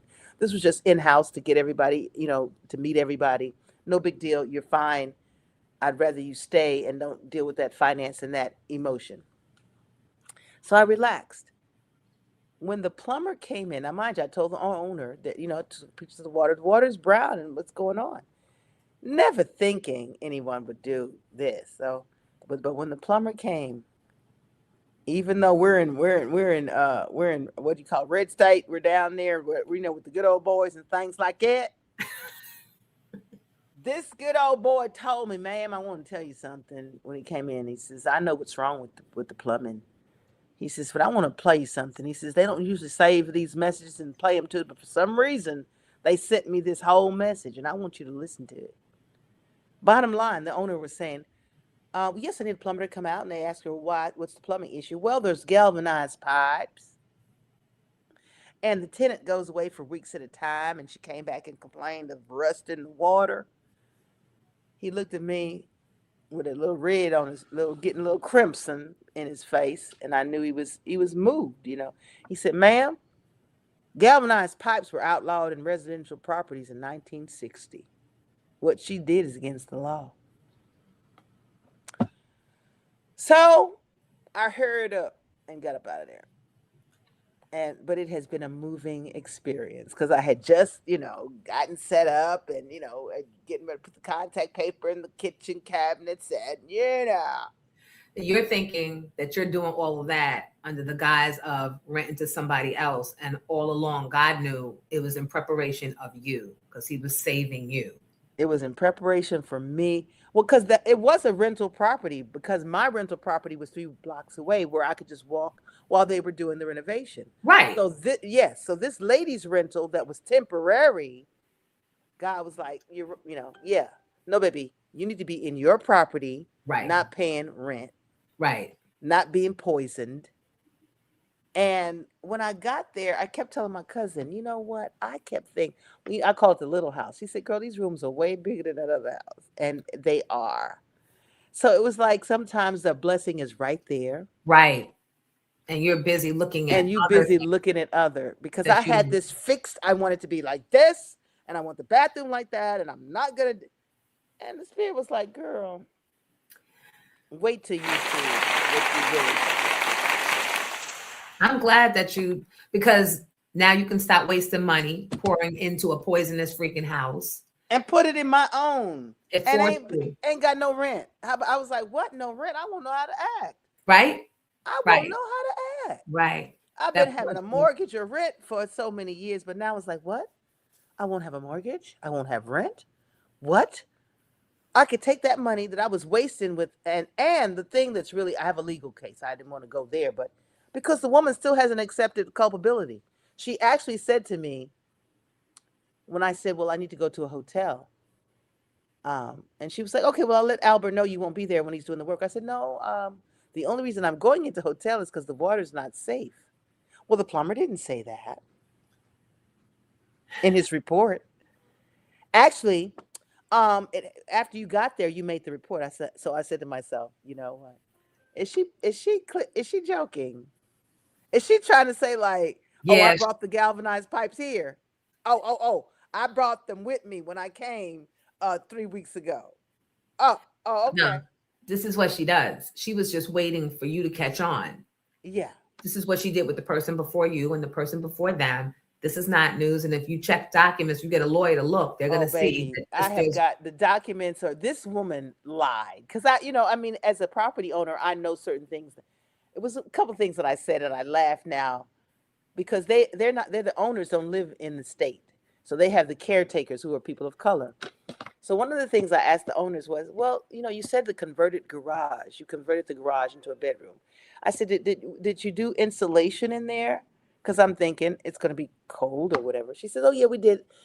So after this happened, and I called an agency for assistance, and they gave me legal aid and told, so got an attorney on it, etc. And so I had to ask the question. I had to ask her, will you put me up? Because they said, well, has she offered to, place you? Relocate you. Thank you. Relocate you. And he said, well, we need you to get that answer because, and we need that documented, that conversation. So we can take text messages. So I text her, and that was her response. Well, the plumber didn't say this. And anyway, it happened after you got there. You reported it. I was like, okay, how would I know before I got there? How would I know? Right. When am I going to take a shower? But she was supposed to disclose it. She was supposed to disclose it. So when the lawyer told me to go, they gave me a list of things to do. And one of them was to call code enforcement. To Miss Jonesy, when I called code enforcement, they said, yes, I'm calling about property 1102 West 6th. And I'd like to know what the codes were for the renovations, or, where was everything approved? Nothing. She said, ma'am, we have nothing. There's been no ass. We're talking to Phyllis Yvonne Stickney for those of y'all joining us now or just came back or don't know what's going on. Hey now. So how are you able to manage all of that with what you got going on personally and professionally, putting together these comedy shows? I'm a Black woman.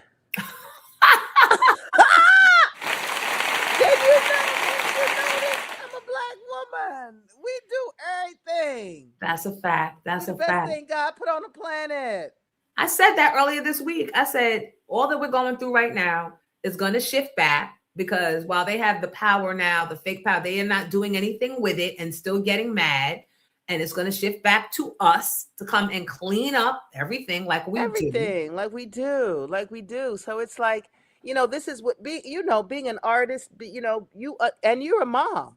Okay, yeah. Add that to the equation. Yeah. So we are accustomed to doing things under whatever conditions. I still got to show up.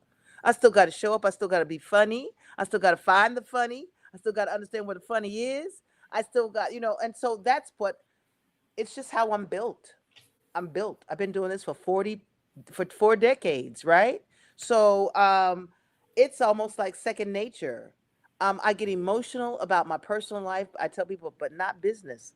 So this is business right here. It's like, okay, this is going to be fun for me. I get to release. I get to talk about this stuff and talk about this lady and have people laughing at this lady while I release. That's really my release and my therapy. That's the It best. really is. Yep. It really is. When I'm on that stage, I get a chance to just talk about stuff and really air it and fully realize whatever that emotion is about it. Because I tell people once it gets on stage, I've healed beyond it. Once I make it a joke or it's laughter, I've healed beyond it. That's a healing space for me. So laughter truly is the best medicine, but it's also for me, the practitioner, as it is for the audience, because I'm exercising my demons right there in front. I used to say that at the end of my show. Thank you for allowing me to exercise my demons in your presence. Because that's what I was doing, girl. Is there ever a time that is too serious, or you tried to do material and realize in that moment that you really haven't been healed, and you're on stage and you're like, where do I go with this show? It's been a minute since that has happened to me, because I really get a chance to think about things, before I get on that stage, I pray. And I go, a lot of the stuff is extemporaneous. I'm working with a team now who's trying to tell me, trying to help me. And I laugh because I said, I've never worked from a script. I pray and I go, it's all extemporaneous. I'm picking like what? Wow. Literally while I'm up there, I'm picking what I'm going to talk about. Now that I've been doing it for a minute, there are things that I know. Like I know I have to set what I'm going to say when I walk on that stage because I'm so nervous. And if the nerves ever don't come, I probably wouldn't go on that stage. Because it's overcoming those nerves. It's what I'm accustomed to. It's what I've known for these years. So there's only one time that I can say in the time that I've been doing stand-up that I had a moment, a real moment. There were two. One was when I was outside, which was understandable because a lot of people can't even do stand-up comedy in the streets, which I did. Okay, pass the hat, had to make them stop, stay, then pay. That's a whole nother muscle. Right? Wow. That's why I was quote unquote discovered by Barry Moss and Associates. These are some of the stories I'm gonna be telling from the stage on Friday. And we're getting them now, people. Phyllis Yvonne Stickney, for those of you just joining us. So doing comedy in the streets. Yes. Washington Square Park. That was my beginning. That was where I began doing comedy, was Washington Square Park. It wasn't in a theater. It wasn't in a comedy club. It was on the street. Actually, the corner was 6th Avenue and West 3rd Street. There was a bank there because I hadn't yet gotten the balls up or the material up to go into the park, into the fountain or into the park. But I watched a master, Charlie Barnett. He was a master of street performing. And I watched Charlie because that's where I used to go and study my scripts between, rehearsals. And I'd go to the park and study my lines, learn my lines. And one day I encountered this street performer named Charlie Barnett, who later became my first family in New York and gave me his tokens out of his collection when he would pass the hat at the end of the day, or the end of his shows. And he was sorting his money and counting his money. He'd always pull the tokens aside and give me the tokens. And that's how I got around to my auditions and my rehearsals and things, was because Charlie provided me the tokens from his collection. But I learned from Charlie. So that one day that actually someone threw me out there, Dottie Fox was another performer who was trying her hand at street performance and saw me in the audience and was bombing and decided she was going to pull me up there. So to answer the question, once I learned how to start a show and how to gather an audience, I had one experience because I didn't need to work with a mic. I could do it diaphragmatically because of my theater experience. But I was working with other comedians and we were passing. I would do it, then bring on the next person. And that person couldn't do it without a mic. So I tried to hold the audience all the time while somebody went and got a mic. And the audience left. I lost them. And I knew in that moment that if I didn't get back on that stage, I'd never do it again. Because it's a horrible feeling to lose an audience. It's a horrible feeling. And an audience ain't loyal. If the heckler is funny than you, they're going to go with the heckler. But okay, first let me I'm learning so much more about you, and not even just as a comedian and an actress and businesswoman, but just as a person, because your story is no different than when we're hearing these people that do master classes and try to tell us, but yours is more believable because you're not being paid to share these stories, and you're not being paid to stay here, and you're sharing like that. Yeah. So I want to promote, because me and you are going to continue to talk, but this is what she is in town for February 28th. Ladies and gentlemen, she is closing out the month of February strong. Stand Up New York. Yeah. Stand Up New York. It's the Laugh Fest, Black Women in Comedy. It's going to be is that 321 West 44th? 221 West 46th Street. It's 221 West 46th Street, and it shares the space with Bond 45. So it's in the same place as Bond 45, a great restaurant. And I'm going to be there that Friday the 27th and Saturday the 28th, closing out the month, as you said. And I'll be doing 2 shows, 9 and 11. Okay. Yeah. All right. And I'm excited. It's so much that I've learned. I'm learning now at this stage now. And the other thing to finish the question, the only time that I had an issue was when my mother passed. My mother transitioned January 21st, and I had a show January 24th, 3 days later. That was the most interesting performance ever in my career for 2 reasons. I'd never performed or prepared what I was going to perform. But our mother was 87 at the time. And my sister told me, whenever you get ready to leave, Mom, her pressure goes up whenever you leave. So I started letting my mother know 3 days before I was going to travel, because I'd pull the suitcase out and I'd involve her in the packing. I'd let her see and I'd talk to her. Well, this particular day, I was like, Mom, they want me to headline in California, Mom, and they want me to headline and host. How am I going to do that, Mom? But it was imperative that this one person see my show. So long story short, as I was packing for those 3 days to let Mom get acclimated and accustomed to accepting that I was getting ready to travel, I was saying, Mom, you know what I'm going to do? I'm going to use this character to introduce this one. I'm going to use my British girl to introduce every one of the comedians. That's what I'm going to do, Mom. Oh, yes. And then I'm going to use my South African. Oh, my God. Phyllis, everybody is waiting on Phyllis to come on, but she's in the back, right there. She's in the back. I saw her right now. But right now, I'm going to bring one of her friends. So every time I would go off the stage, I would change my head wrap or my color of my lipstick or something like that. And then I would come back and I would do the character. I would introduce in a character like that, right? Because there was a man in the audience who I wanted to show my versatility. But I knew I had to still entertain, my folks, right? Right. People were coming there to see what they were seeing.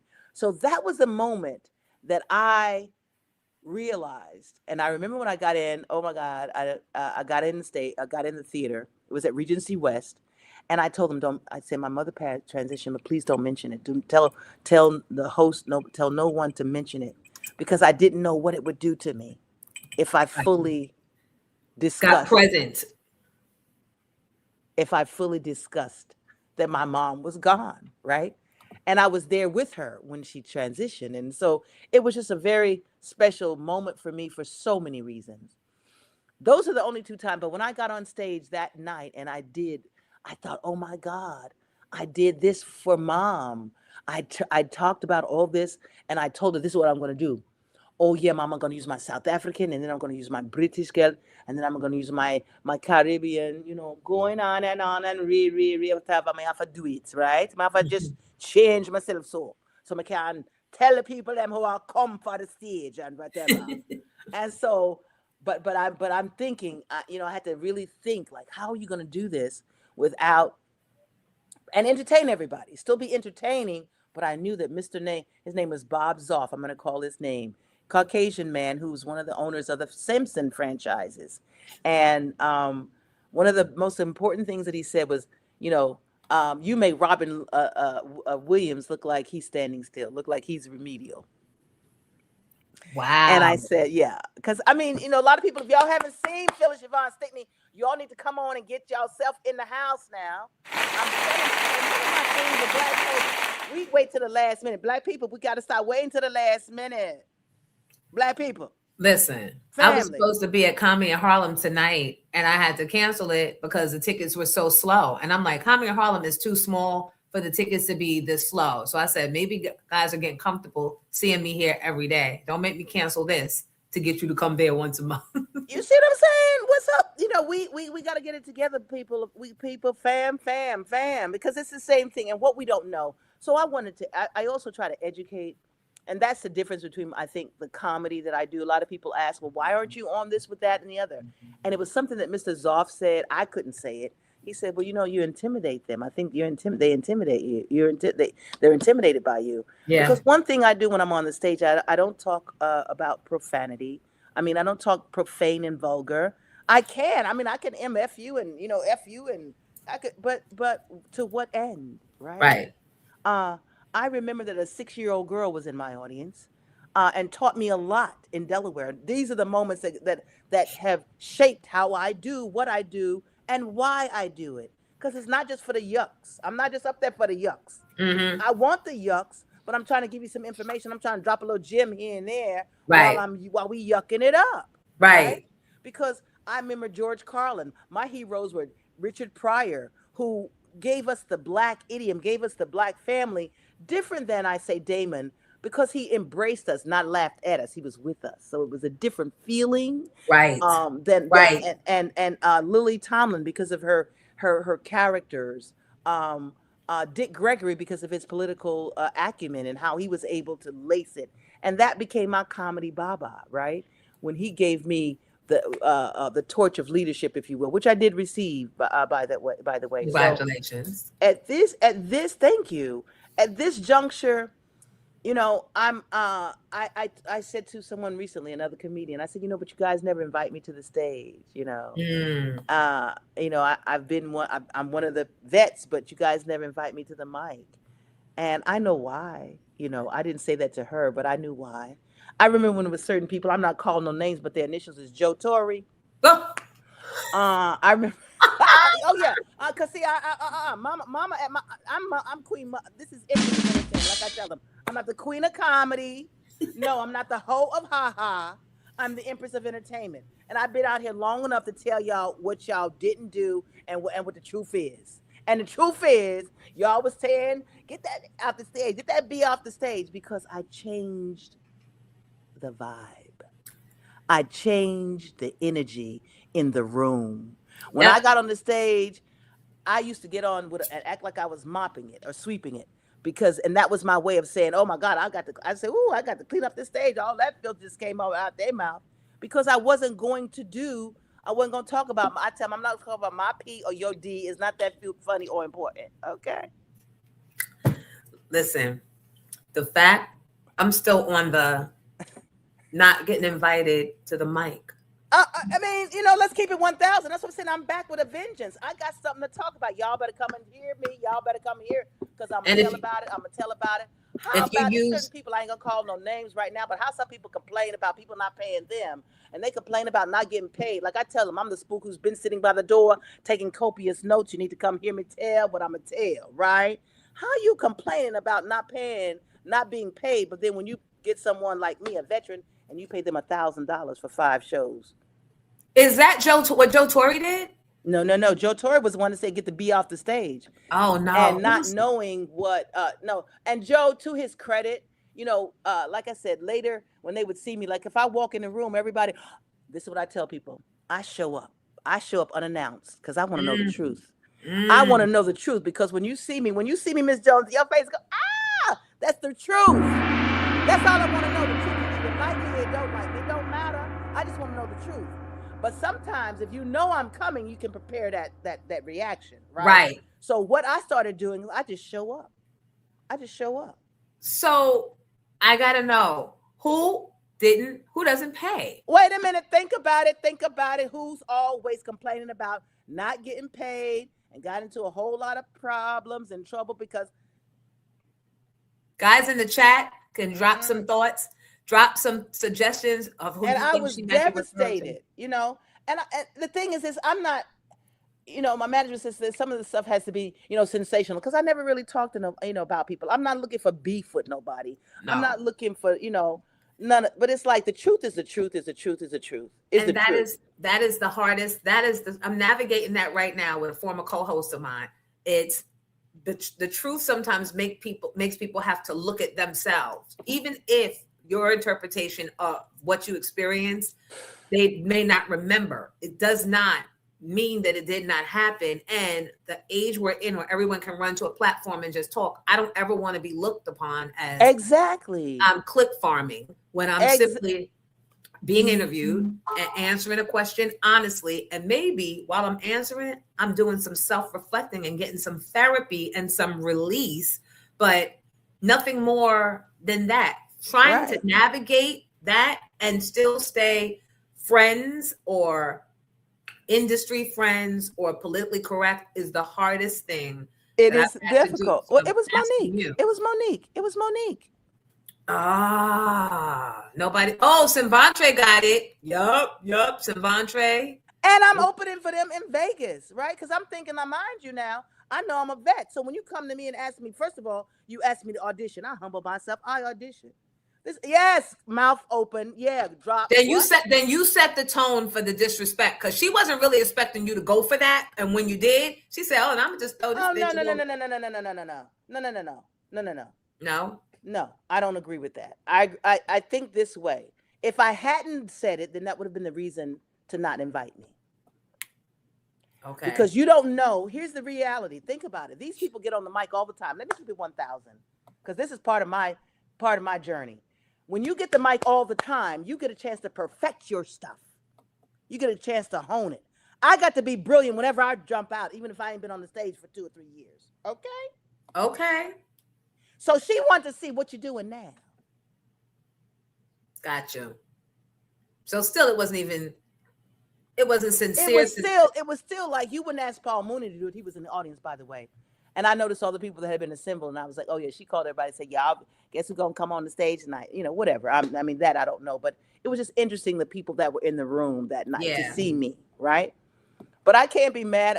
It's like, if I haven't seen you, and I wasn't out there with everybody. I wasn't out there all the time. You understand what I'm saying? So I do. That makes sense. So I get it partially, but on another part, I can also say, on the strength of, like, would you ask Thea Vidal to audition? Poor Thea. Let me just sidebar. Y'all remember Brandy got her start on Thea. Poor Thea. Brandy then took off. Ray J's lost his mind.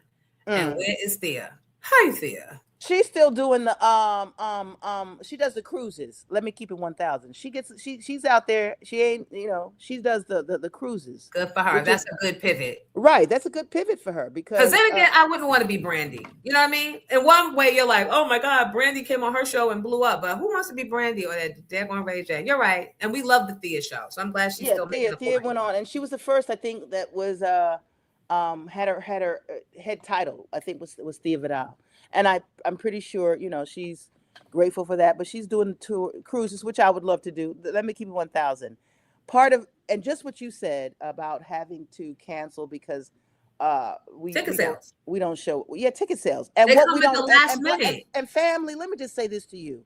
What Miss Jonesy just shared is what the dilemma after 4 decades. I'm still in the same space as a quote unquote independent comedian because I haven't been embraced by one of the big folks, right? Yeah. I've never done the comedy club circuit because of that very thing. We have a walk-up audience, which is nerve-wracking. It is. Because you can't rely on what's going to happen. So can we please put the flyer up again real quick, real big? And since y'all fronted on me, 15 y'all don't stunt. And I bet that's why I really don't like to do a social media every day. But I've been every day. I wake up literally doing what I call my pillow talk. I'm gonna start calling pillow talk because I literally like this. I come on, I tie my head with something, and I go ahead and I go, okay, y'all log on and get your tickets because you have to. It's the world we're in right now. I don't know how we got so dumbed down, but if that's what needs to happen in order for us to do our business, then we just gotta adjust accordingly. And I need to tell fam, y'all gotta show up early, fam, because what Miss Jonesy's saying. This is a Black-owned club, so thank God, Jamie and Nikki have it. But there's so very few, right? so very few. Because the reality is that in those major rooms, if you haven't sold 150 tickets 3 days before your date, they cancel. See? And all we need, Comedy in Harlem only houses like 60 people. Right. So and how I are y'all wasn't gonna taking wait the to the L. last minute? Oh, I'm gonna go. No, people, we're more sophisticated than that. Right. We are more sophisticated than that. So I need y'all to log on www.standupny.com. Anybody who's listening today, and today on Miss Jonesy, get it today while you're on Miss Jonesy, and I'm going to give you a code to get 50% off. There it is. There it is. PYS50. We got to fill these rooms or they'll never invite us. That's how they eliminate us, because they know, even my management tells them, well, you know, she has a big walk-up audience. I've seen it because it was Comedy in Harlem when my management started working with me the first time. And they were shocked because we did have a full house, but no tickets were sold. You wouldn't have known that if you had been looking at the ticket sales. So it's nerve-wracking, and it's at a certain level, it's disrespectful. And you deserve more because you've been consistent for over 40 years. So certain comedians, artists, I'll just say artists, deserve the confirmation so that their load can be easier with the establishment. Like, you guys, whether it's this particular experience or it's in corporate America or it's teaching, you have to do it. We have to support. Got to show up, and you got to show up early. I mean, there were people that bought their tickets in December when they first went on sale. Well, yeah, because there was I missed Black Friday. I didn't have all of my materials up and ready. So I came in at the top of December, and I'm still looking at the ticket sales going, for real? Y'all, show up. Yeah. Stop playing with people. Yeah. Because you're going to hear the stories. You're going to hear about, it's always going to be good. You have too much experience. Like, we know you. You're not someone new. You're not like someone that has ever given us bad stuff. We've seen you in the movie. They've seen you in Miss Pat. They've seen you in numerous different areas. So you're not questionable. The equity is not questionable here. It's their pattern. It's like why some people just like, I'm going to leave America. I'm really, this is it. And there are things that I didn't want. Like, I never want to talk. There's people that, I got the, the Lifetime Achievement Award from Comic Rocks. And they do a convention. It's led by Hope Flood. Long story short, I was up there having my acceptance speech, talking about what I did and how I did my humor and how I approached it, and what I'd been doing and why I was invited to other countries, because I don't do profane or vulgar humor. Well, one particular person got offended and thought and blocked me, gave me this, I called them afterwards because they were obviously at the show, and got an award as well. And ironically, this person works all the time. Is known for their blue humor, is what it's called when it's X-rated, if you will, or adult. Known for their blue humor, known for certain physical aspects, right? Mm-hmm. And so I sent them I put a DM, hey, hit me up, I want to talk to you. Because at this time I'm thinking, okay, who's out there working that I at least have a rapport with, that I can say, yo, bring me on stage, because I'm not ego driven. Right. If you need to be the headliner, be the headliner. Yep. All I need is the mic. Right. I need people to start saying my name, because they know me from that lady that from the Donahue show, but they don't know my name. That's got millions and millions of views, but they don't know that's Phyllis Yvonne Stickney, right? So long story short, after I see them, I hit them, hey sis, give me a call. I want to talk to you about a project. The reply was, I don't think so. Not after the way you talked about me and I'm going, talked about you? I didn't talk. And then I was blocked. It took me a whole year before I ran into them. Was there some more? No. Oh. No. Mm-mm. And then when you ran into them, did they act like they didn't remember, or did No, when I ran into them, we were on a set, and I embraced them. And when I embraced them, I whispered in their ear, hey sis, I need to talk to you. You sent me that strange DM, and then you blocked me. I said, so I need to talk to you before we leave.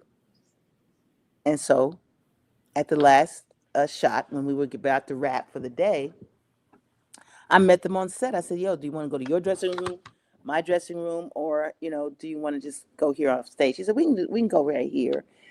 So I was like, yo, sis, that was interesting. I said, how would you leave that message about what I said about you? I said, I clearly was talking about me. I was getting an award, and I was talking about how I approached the comedy world, what my experience was, what my choice of material was. And I said, I don't do profane and vulgar humor, and I don't. Now, perhaps because you were sitting center stage, your position had more to do with your feeling than, it was other people that thought. I said, well, you were all wrong. Whoever thought it, whoever said it, it was incorrect. I was talking about me clearly. I never mentioned you or anybody else because it wasn't about you or anybody else. I was getting the award and I was talking about me. So we buried the hatchet, so to speak. That sounds like Lunel. Okay. Thank you, Truth Be Told podcast. They called it. Applaud them.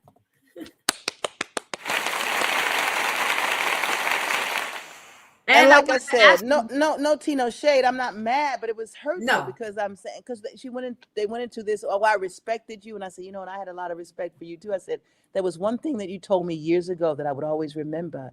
I don't have very many or any regrets. I said, but the one thing I've thought about over the years is when you told me, Phyllis, if you want to work all the time, get you a Jew that loves you, and I don't mean any disrespect to any of my Hebrew just not brothers. Peter Rosenberg, right? Go ahead. And so, well, now she has a wonderful manager of color, William Lee, and but which you. That's so crazy. She got a black. Never mind. Right. Now she does. She has a black manager, but for years she didn't, and she worked all the time. I mean, she's got her residency. She did get residencies, but you know what? She wasn't felt it like others, like yourself and some more. And she wasn't felt within the culture. And she came on my show a couple of months ago, and she was and I don't know if she was mad or her ego was hurt. She said, "You don't even know me. You don't even know what I've done. I'm not a fan. You were never in the clubs that I used to go to." I remember Paul Mooney. I remember the whole slew of y'all.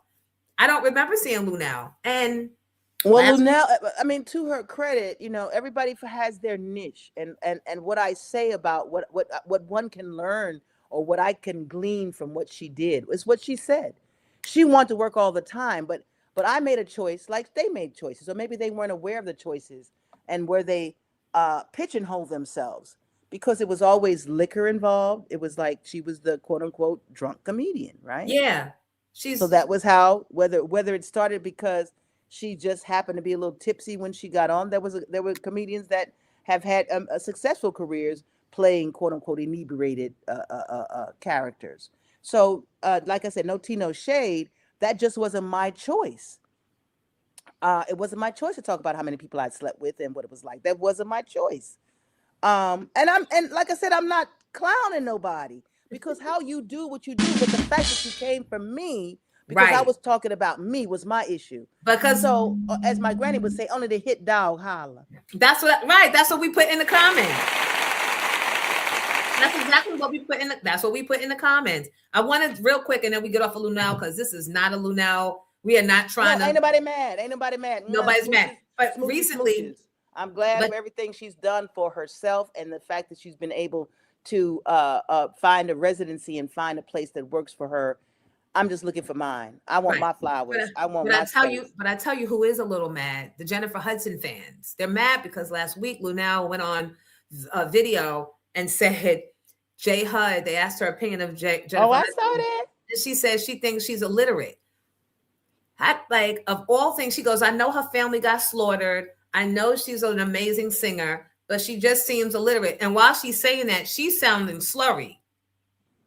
It's giving last night's Tito's or this morning's I'll Be Sure backwash. I don't know. You're so stupid. I'm just saying, like, you can't be attacking, and your shit is not necessarily positioned, but maybe I need to mind my business. But she made that comment, and I don't know, is she in a good place, or is she's, because I see her out here pretending that she and I'll Be Sure are in a relationship, and now you're taking shots at Jennifer Hudson, who's on TV when a lot of Black TV hosts are losing their jobs. I don't know if this is the right time to be doing that. Is she okay now, you think? Or is that just what she does? I think that that's part of the package. Actually, I think it's Okay. part of the package. I think that there is something to be said, obviously, for truth. Like I said, for me, it was really uncomfortable. Even though my manager was like, "You got to talk about some of the sensational, salacious stuff that's happened in your life." Like, I just always kept my private life private, right? Yeah. And Yeah, I never heard your business. right. I mean, there were things that were interesting about what I was going through, but I just tried to keep, like I said, separate, because everybody didn't need to be in my bedroom, everybody would need to be in my bathroom, everybody didn't need to know What would who the and people how. find out? What would people find out about you now if you were to tell something that we would say that's not her? No, no, no. Oh my God! Oh, I used to be in the gay clubs all the time. My first family was the gay family. That was my first family, but it was because of Charlie Barnett, right? Because Okay. Charlie, unbeknownst to a lot of people, was gay or bi. Did you dabble? Not at that time. Okay. All right. Okay. I tell people no, for real, for real. And that's part of it's like if you want to try to come for me, you got to go all the way back to high school, and whatever. By the time, whatever experimentation happened in my life had happened way before I made it to New York. Oh, So I was okay. very clear about what my choices were and were not. And Okay. you couldn't sway me. It's like, no, thank you. Thank you so much. How do you know you're not gay? I can't dine at the Y. Thank you very much. They say, girl, what'd you say? I said, can't eat at the Y. Sorry. See I the would why? be a pillow Get it? princess. I would definitely be a pillow princess. You know what I'm saying? So that was also what happened. I discovered that I had a large gay following, female gays, right? And so I remember I was in Detroit doing a show once, and the comics were mostly male that were going on, which unfortunately that's still the trouble that we have, or the challenge that we have. And so the guys would come off the stage and they were like, "Yo, man, this is your house. They waiting to see you. They don't care about us. They waiting to see you." Long story short, let me get my little rap. Let me get my little head back together, because I can feel it. It's trying to go back. You can't go back off me. You can't be revealing all my stuff. Don't play with me, Tava. Don't play with her. You got me readjusting my shit too. Please. I'm looking at myself, looking like, where does it look like it's riding? So Yeah, anyway, why does it slide back? I don't know. I don't know the weight. Whew. It's all the shit we talking. It's raising the wigs, girl. It was like, what was I saying? Oh my God. No, you were talking about the guys would get off stage and be like, "That's your house tonight." This one show. So now I'm getting like, oh my God, and I could hear it. Now I'm listening. I'm like, yeah, right. They were lukewarm, but when I came, they were like, yo, they waiting for you. So when I get on stage, there were all these women that were obviously in the family, as we used to say, right? Uh-huh. And I'm going like, so I had to take it in. Like, I'm like, I had to be real. I was like, yeah. I said, they just told me backstage that y'all it's here for me. Like, what's up, right? I said, well, and then I started using the vocabulary that they were shocked that I knew. I said, well, first of all, and I'd say what I said. I said, well, people used to say, well, how you know you're not gay? Back in the day, I would say, because I can't eat at the Y, right? So they were like, oh, you crazy. So right. Then I said, well, first of all, I know I'd be a pillow princess, right? And they were like, what you know about pillow? I said, You connected. I didn't, and I pay attention, Yeah. So that was, now it's not even a big deal, It's not even a big deal. Marsha Warfield is one of my sheroes, and I'm so happy to see her happy, because whatever it was, her judgment of herself or the judgment of others about her lifestyle or her propensity really locked her. But now, because she has been able to free herself, if you will, there's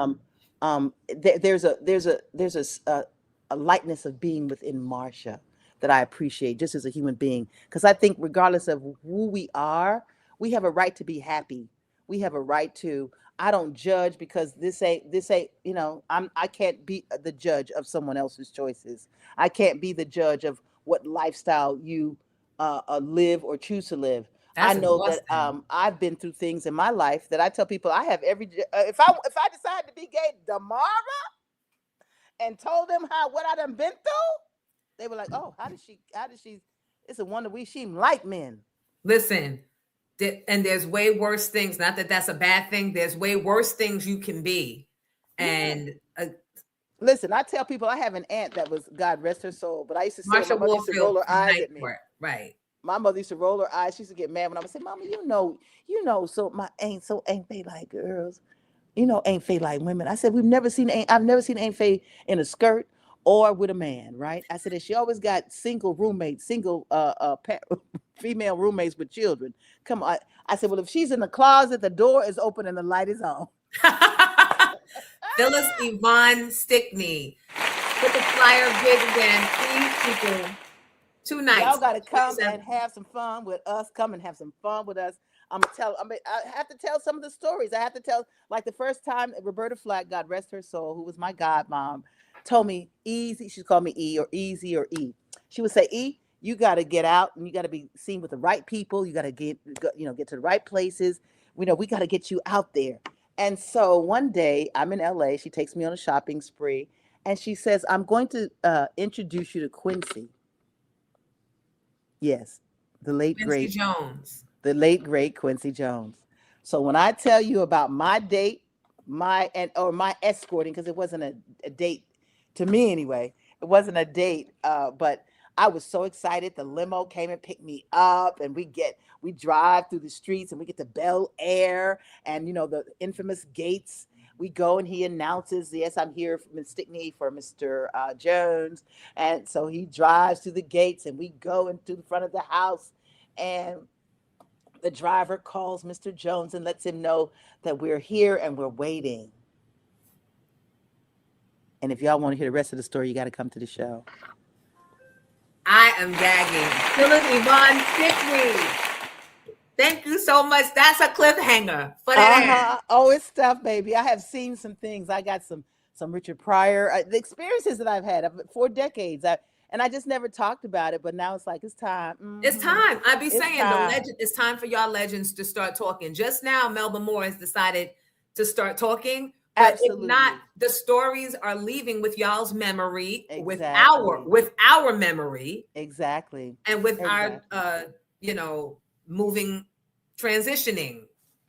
God I learned something from Mr. Q that night. Oh Lord, Let me ask you something. I want to ask you. I didn't know that Phyllis Hyman was your godmom. No, Roberta Flack. Roberta Flack. I didn't know she was your godmother. Yes. Do you appreciate how she was sent off? Do you think it was respectful and enough? Let me answer that honestly. My gut reaction is to say yes. My first and initial reaction is to say yes. And I say yes, and this is why. Not having physical children, right? She had a few of us that we called her Mimi. We were her godchildren. DeVale is one that I think of, that I can think of right now, who was one of the last voices actually, and that day, because I flew in to be there. Joni Martin and Suzanne Yoga were Roberta's people when I met her, and they took care of her for the time. A lot of people didn't know Roberta couldn't speak at the end. And for her to know that, for me to know that she couldn't speak, she couldn't sing. I watched them care for her. She was in a place that was, I never hoped to be incapacitated, but how she was cared for in her condition was amazing. I think that the service that happened had to be done the way that it was done because of the enormous amount of people from all over the world that would have tried to be a part of the program. So they had to do the best that they could to include those that they knew were important. Right. But also acknowledge those many that were important to her, but no one may not have known. Right. The real friends. The real friends. Yeah. So when they said if There was a moment that they said, if Roberta Flack was something in, please stand up. And they did this mass or this, opened moment for people. Like if you loved her and even if we don't know you loved her, or if she loved you and we didn't know you loved her, this is your moment to stand and be recognized, right? And I thought that was very gracious. I thought that they handled it as well as they could, being who she was. Yeah. And the enormity, because she had an international, how many decades of a career. There were people, of course, the things that I know personally that I'm like, well, I might not have had them there, but they were there. This is interesting. This is good to know. This is Thank you for sharing. It was important. I think they did it because she was a grand woman. She made a lot of music. She was an iconic for so many reasons. So was she ever like silly and laughy and messy like us? Oh yeah, that was. Did she cut up? One interesting fact about Roberta Flack was she didn't sweat. She couldn't sweat. I never met anyone that couldn't sweat. Right. So that was fascinating to me. She couldn't sweat. Why she couldn't sweat? She wasn't drinking water. Roberta stories too, but they're little grown. And I was because she was. Everybody knows that she lived in the Dakota, right, where John Lennon and Yoko Ono lived, and where Donny Hathaway actually left her apartment before he went and committed suicide.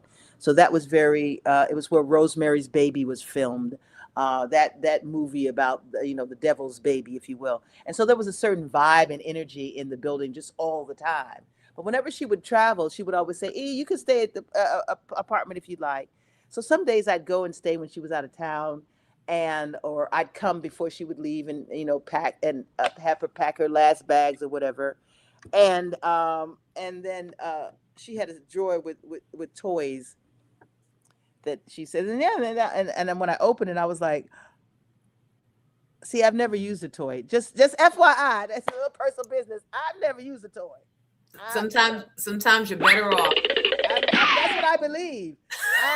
So for all the peoples out there that I had a girlfriend drove from hours when she found out me and my 12-year relationship had ended. She drove from North Carolina to New York. I still think about it going, girl, you crazy, to take me to the toy store. And I was like, what do you mean toy store? She said, girl. And I looked at her in like total disbelief and shock. I was like, that's what you drove up here for? I said, I don't need a toy. Because what I don't want to have happen is I rely on the toy and a man can do nothing for me. Well, listen. That's a conversation for Pink Champs when I bring you back. I ain't asking nobody to log in on it. I'm just saying that was me for all my life. I would probably be totally petrified. But I remember making that decision. I was like, because I could see things in a couple of my friends that I was like, they for real one of them sisters. I don't need no man. Right. And now you see why. The upper right drawer, sir. So it's like I didn't. And then I guess a lot of it's also attached to how we viewed intimacy and sex back then. It was different, Yes. I didn't even know what touching what, when, who, when, what, huh, what. Right. And there was no discussion about it. There were no tell-alls or help manuals or none of that. It was not spoken. And now it's just like the complete opposite. I don't know. Now we ratchet. Now we've gone all the way to ratchet. I'm just want to say this before I leave. Women, ladies out here, girls, females. We don't need to see all of that. We seeing a whole lot too much. Some of y'all walking out here. These are not Daisy Dukes. Those are that's a denim thong. Is what you walking out. Von Stickney. Thank you so much, guys. Show up for the queen. Show up next Friday and next Saturday. That's right. I love it. Y'all come on down. Come on and get your laugh on. Come on, get your medicine. And let me finish telling y'all about Quincy Jones. And I got a few other people I want to tell you about too. Wow. I want to tell you about some people that's out there that I had no idea. Listen, it's a wonder I survived it. I survived it, y'all. I came out without having, a whole lot of holes poked in me. Right.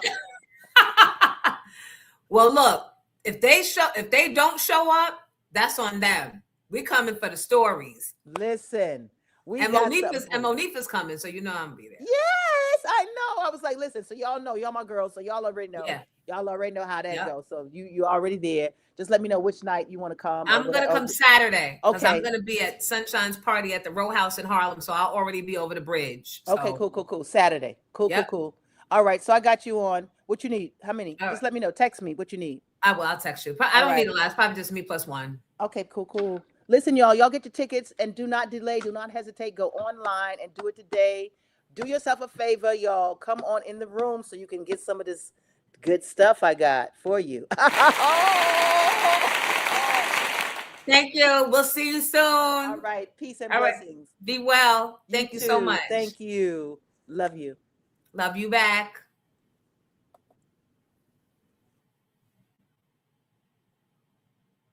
That was nice. That was more than I bargained for. Jean Bayer said, Jonesy, wrap this up about 5 times. It's okay, because you know what? I never want to make people think that I'm trying to hold them to get more views or to hold them to get more, to use them and their celebrity to get more people to come in. So I feel like when there's a pause and I feel like we've gone around robin 3 or 4 times, right? And there may be no breaking news. My expertise and my time spent in this business tells me when to wrap it up. But then sometimes that's when they decide that they're just getting comfortable. So in that case, that's when I sit back and I just let them go. And I listen. But I did want to ask about the Lunel thing. Did y'all see Lunel? It was great to see her and hear her. Thank you, Summer Love. That was a great interview, Jonesy. So you have a caller that's been calling when you were interviewing. I told them they need to call back. So caller, want to tell her who you are? Yeah, it's Illuminati, one of Far Rock's finest. Good morning. I see you in here in the comment section. Now, obviously, I couldn't say nothing because the Queen was here, but I mean, I don't think it'll come to anything. But sorry, Miss Jones, I can't hear you breaking up. Say it again. No, I said, go ahead. Say what you wanted to, what you were calling to say. I love you, Miss Jones. The whole Rockaway got your back. Take the out of here, man. Got your back, Miss Jones. We love you. Thank you. I appreciate that. And I'm taking the love. I'm receiving it. Bro, I like what you're doing, Miss Jones. For real. I like what you're doing. I've been following you since you was on radio from way back then. Thank you. Wow. Thank you. That means so much. Come on, Queens, get the money always. All the time. I got to cash app you. Son. I'm trying to do that right now. Oh, thank you. Thank you, King. Appreciate that. All right, Miss Jones. I missed you when you was up in backstage. Backstage, right? Yeah, I missed you. I couldn't make because I had to work, but I missed you. I'll be back. I'll be back there. Thank you. I'll be back. Okay. All right, Miss Jones. Don't let them haters hate, man. Just with your love, what you're doing, we out here feeling that shit. Thank you. Thank you. Appreciate it. We've been despised Ebro and that other dude. And I think his wife is from out there, isn't she? Oh, in Rockaway?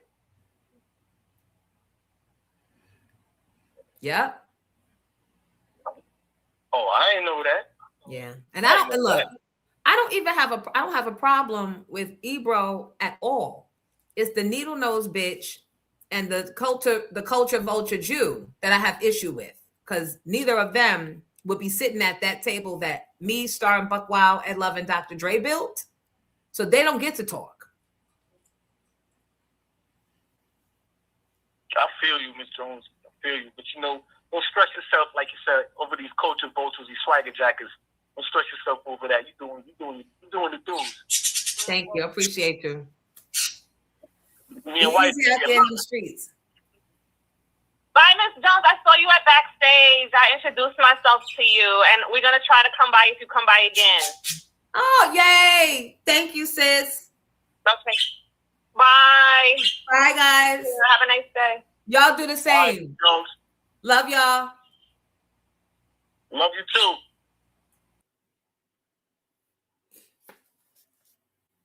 Yeah. So the birthdays. If today is your birthday, happy birthday. Let's see. Tracy, did you send me an updated? Best birthday son, put your hands up. Best birthday son, put your hands up. Best birthday son, put your hands up. Put your hands up. Help rock the floor.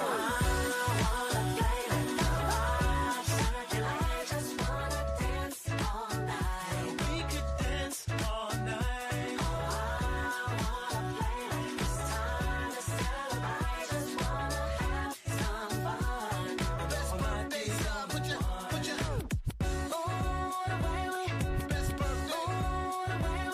Oh shit, we still in February.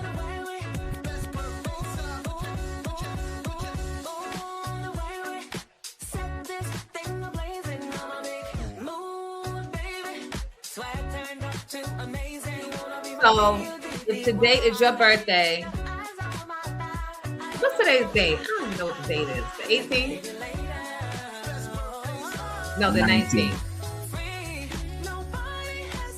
Let's see what they got. None of these people. They got TikTok stars on here. You're not a star because you on TikTok doing craziness.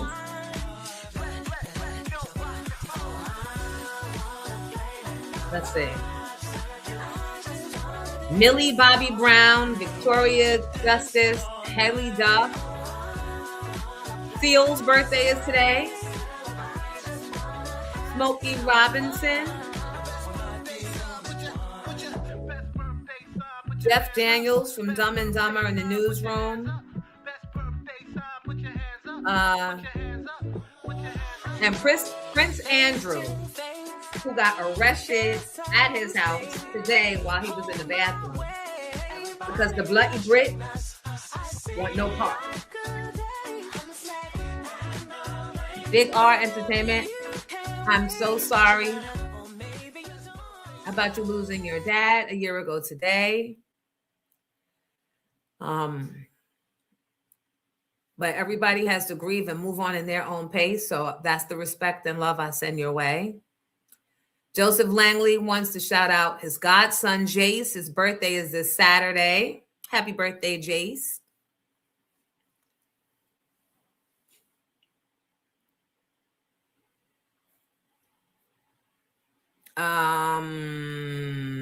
And that's what I have for you. And happy birthday to MDV's husband, Fednell.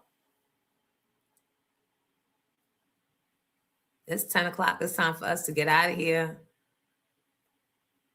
I usually listen to you and SH even when you were on the corner, but your interview with Phyllis was fantastic. Oh, thank you.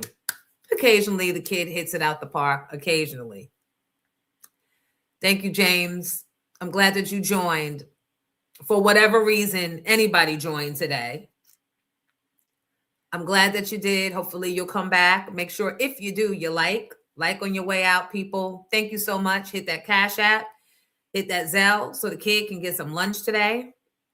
$5, $2, $1. Any amount is not too small because it all adds up. Imagine 100. We had about 200 and something people in here today. If everybody gave $1, I'd be able to have a nice lunch and maybe come back real quick, right?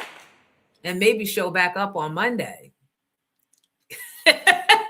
Because if not, I don't know. Tommy Jones, yeah, anybody think about them? Tranquil Gold.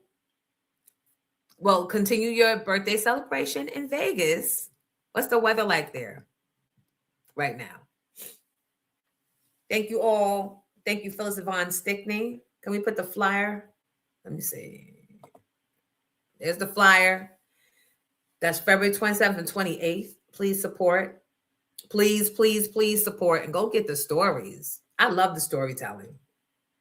The storytelling of it all. I will see you guys Monday because today is my Friday. Thank you to the moderators, Vintage and Kim from Harlem. Thank you, Kim, for your donations always. Eddie, thank you so much. Right. Jola knows the Brits want no parts of that shiznut. Let's give it up for Giddy. DJ Giddy gonna do it. Giddy, where you gonna be this weekend? Are you doing anything? No, not entertainment wise. For my own company, I got to do some other work. Okay, because y'all know Giddy is a DJ available for hire. He'll come host. He'll come hang out.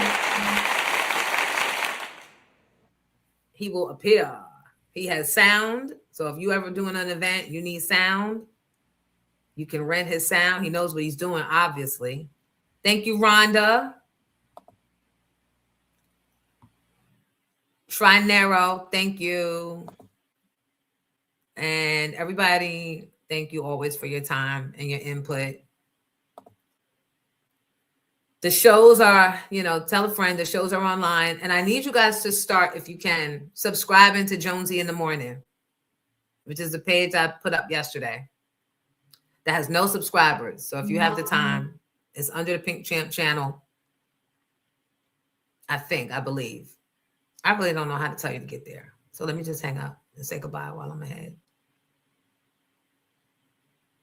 All right, guys. Protect your peace at all costs. I love you for watching. Latera, have a great day and a great weekend. The end.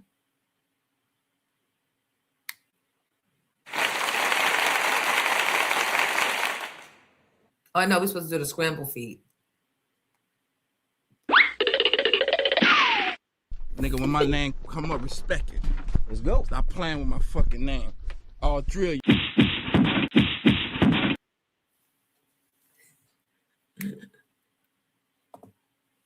That was so fun. That was fun because I know I'm still on. That was fun because does he realize by them having conversation and actually responding what they did? Because while I know it was all role play of you be the good cop, I'll be the bad cop, I'll say this and I'll act like, oh, Jonesy's my friend. And then you guys say, oh, no, but fuck that. And, blah, blah, blah, and she's delusional. And it's always you trying to tell you that you're delusional. When the only reason the Jew is even there is because you allowed him in your culture. Because you had that seat burning up hot. And he comes and sits his raggedy ass in it. And tries to scale it up. But let them build culture from scraps or from the root. They can't do it. So yeah, that's directly to Rosenberg. Fuck out of here.